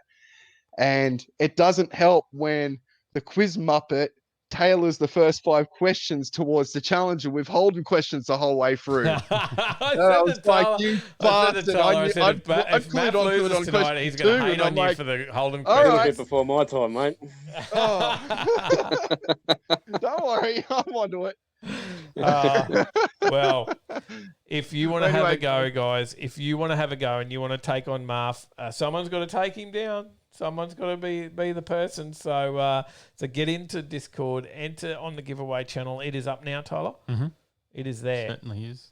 And just do it before 16 weeks. Has anyone already entered? Tyres can't handle it. Anyone entered yet, mate? My bank account can't handle it. my insurance policy. None of it. I'll replace the tyres. I'm just You'll- saying those tyres can't handle it. You'll have to talk to Paige though, because good luck with that one. Oh, she'll be in the passenger seat enjoying it. And she will not. I can guarantee you, she will not. She will not. Shut down. No. I'm very corruptible, Tyler. You will find this out very soon. I think she doesn't enjoy it much when Tyler turns the tyres. He gets it. Has anyone already entered yet, Tyler? No one's jumped in it yet. No one's entered. Get in there. Get on the giveaway channel. Get on Discord. Yeah. Tyler will drop the link. Thank you, guys. Thank you, Marv. Thank you, Yeah. Night, boys. Have a great one worries, once again. We'll send you back into comments and we'll finish off the show. And send me a hoodie it easy, too, by the way. Yes. I'm still waiting for it. Yeah. Medium or large? Large, please. We're on to it. All Love right, you, mate. boys. See you, you, buddy. Catch up. So, all right. There we go. Whipped Kaz. I've got to be appreciative. She let me spend the money on it. So he did spend the house deposit. Lucky you're buying a house again now already. So, what is on, Tyler? What is on? The Marfirst Hoff spin, first of all. You want to do before the what's on, you got to do a quick spin of the wheel. See,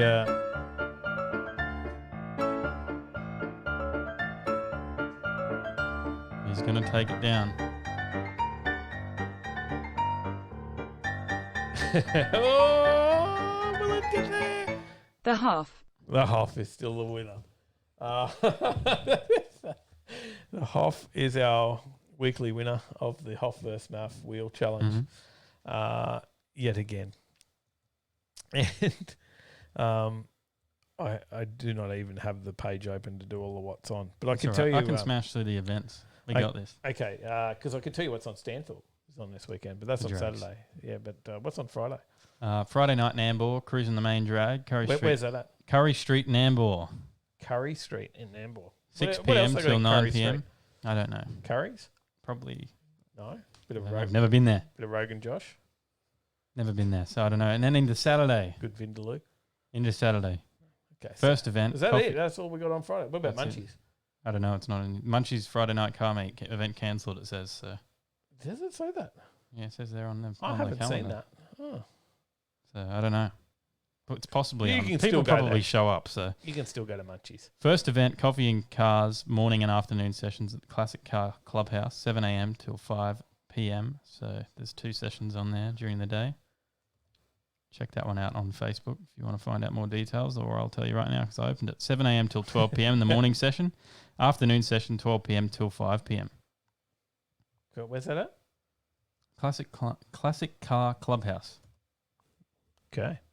I know where that is. No, I don't. Neither do I. I don't know where it is. It doesn't tell me. That's all it says. Oh. I'm assuming if you search it, you'll probably find it. Okay. Find that. What else is there? Rat thinks is that far from me? A little bit. You should It's a still do slight it. drive. You should still do it. There may be some issues. If you leave now, you might make it. I know the border is closed to anyone from Victoria and New South Wales and ACT. There may be an issue with the people from America. Florida. Yes. Actually, I think anyone from anywhere international. Yeah, probably. You can come over. You've just got to sit in a motel for the first 14 days. Yeah. CMP, Cars and Coffee, is on at Junction Road, Burleigh Heads, 12 Junction Road. Oh, Burleigh. Nice spot. Mm-hmm. Coffee Crunch and Chrome is on at Joe's Diner in Eagle Farm. Possibly Mal might be heading to that one. That's a great spot. Straight off It is. easy to get to, isn't it, Joe's? Good food. Grip and Slide at Lakeside at the International Raceway, 8:30 till 4:30, that one. Is there someone from Skid Control or someone doing Not that? sure. No? I didn't click into it, so I'm not 100% sure. okay. Skid Control, that's the one, yep. Mackay, Big Boys Toys Expo. Is For on. those up on the north of the state. That is Saturday at 9 a.m. till 4 p.m. And I think it's on the Sunday as well. Is that right? I think you're correct. So What was it? yep, The Big opens Bo- from Big 9 Boys a.m. on Toys both Expo. days. Yep. 9 a.m. on both days. Winner Matsuri is on at Rayleigh Drift Complex, 9 a.m. till 4:30 p.m. Cars Under the Stars. That's a bit north too. Rayleigh, isn't it? That's up Bundaberg way. I think so. It's in North Carolina. No. Oh, what? That's the wrong. That's a bit closer for Ron. Valerie Road in New South Wales. Oh, okay. Newcastle way. Down that way. It is. I thought it was near Nambucca and those places there. Oh, it is too. Yeah, we've been there. The Yeah. kart track. That's what I Rayleigh thought. Raceway. Yeah. Oh, we've been there. Yeah, that's what We've I thought. raced there. Yeah, I thought so. Oh, I've been. I know where that is. Cars Under the Stars at Flinders View, 4 p.m. till 8 p.m. Winston Glade Shopping Centre in Flinders View. I haven't been there. There's another Two Envious Mackay meet and greet as well, 5 p.m. till 8:30 p.m. Check that one out if you want to join up with those guys. At Harvey Norman in Mackay. Shift Empire Car Show is on at Kmart Tyre and Auto Service. Doesn't tell me which one. That's 6 p.m. till 10 p.m. in Harvey Bay. There you go. And then on Sunday, we have Rally Day at Willowbank, which I think is another one of those skid control days. It is. It is dirt track stuff, right? Scroll down because I accidentally clicked into it. Cars and Coffee at Samford, which is held at Spokes. Breakfast and Cars at the Tin Cup Cafe in Beenleigh. Cars and Coffee at Colleges Crossing, Colleges by the River. Cars and Coffee. wants to know if there's anything in the Illawarra region. Well, you can find that out while I rattle off the rest of these. Cars and Coffee in Byron Bay at the farm. That way. The Gold Coast Euro Car Show is on at German Auto Dynamics. There's $3,000 in prizes there. DJ and food vans. Really? Where's that? German Auto Dynamics. Oh. What sort of cars? Euros. Euros. So I'm probably not going to win much there, but Probably not. Mal should get the Euro down there. Yeah. You get my big. There's a prize. You can get a UGP ECU tune, $1,200. Oh. A minor service for $400. $300 coating voucher. IBAC spring upgrade and install, $1,000. I can't find anything in the Illawarra area happening. There you go. Dad 67 will be at the Euro Show meet Sunday. There you go. He'll be there. We'll be there to vote. There's some events on at Wollongong. None of them are car related. I've got nothing. No. There's nothing, Tyler. Nothing I can find. There you go. Sorry, Fex. I've got nothing for you. Did you get through them all? Mm-hmm. That's all of them. Oh, you've been asked as a special guest. That's cool, Mel. Thanks, Kaz.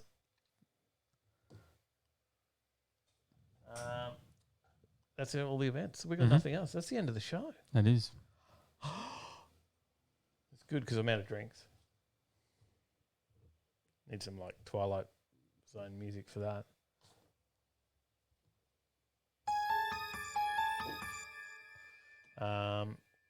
That is the end of the show. That's another week done. It was a big show because Dave's out of drinks.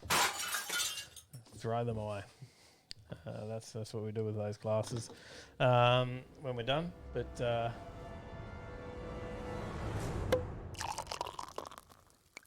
you didn't get the timing right there. What do you mean? I didn't. You got to get that. Through it. I threw it. It's meant to smash. Who does these sound effects? Well, poor people on the podcast are like, what's going on? More practice, mate. More practice. I'm just pouring you more drinks. Yeah, no, and then I threw the glass. That's the glass breaking. No. Try More again. practice. Can I have another go? That's better. All right. That's another week. Thank you, guys. Thanks for tuning in and being part of the show, as always. If you've missed anything from tonight, you can always watch the replay on YouTube, or you can listen to us on Spotify or where else? Anchor FM. Mm-hmm. All sorts of places where you can find podcasts. Anchor FM. Find our channel. Go and give it a like. Give it a hit on there on the podcast. I think we get, I think we're right up there. We're averaging like 10 listens a week. It's pretty popular. Mm-hmm. But go check it out. I think we get about 50 cents if we get to 1,000. We're not far off. 990 to go. It is good. It is good. Anyway. See you, Rob. We'll everyone. Thanks for everyone for tuning in. We'll see you again next week. Adam says number of drinks 6. Probably Good question. close.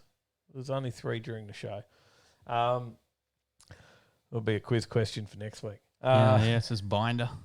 Get on that binder. Get on the website, www.overtakinglane.com.au for all your car care products and Overtaking Lane merchandise. Be there. Be seen in the car scene. Overtaking Lane. Stay in the rocket lane, people. We'll see you in the next one.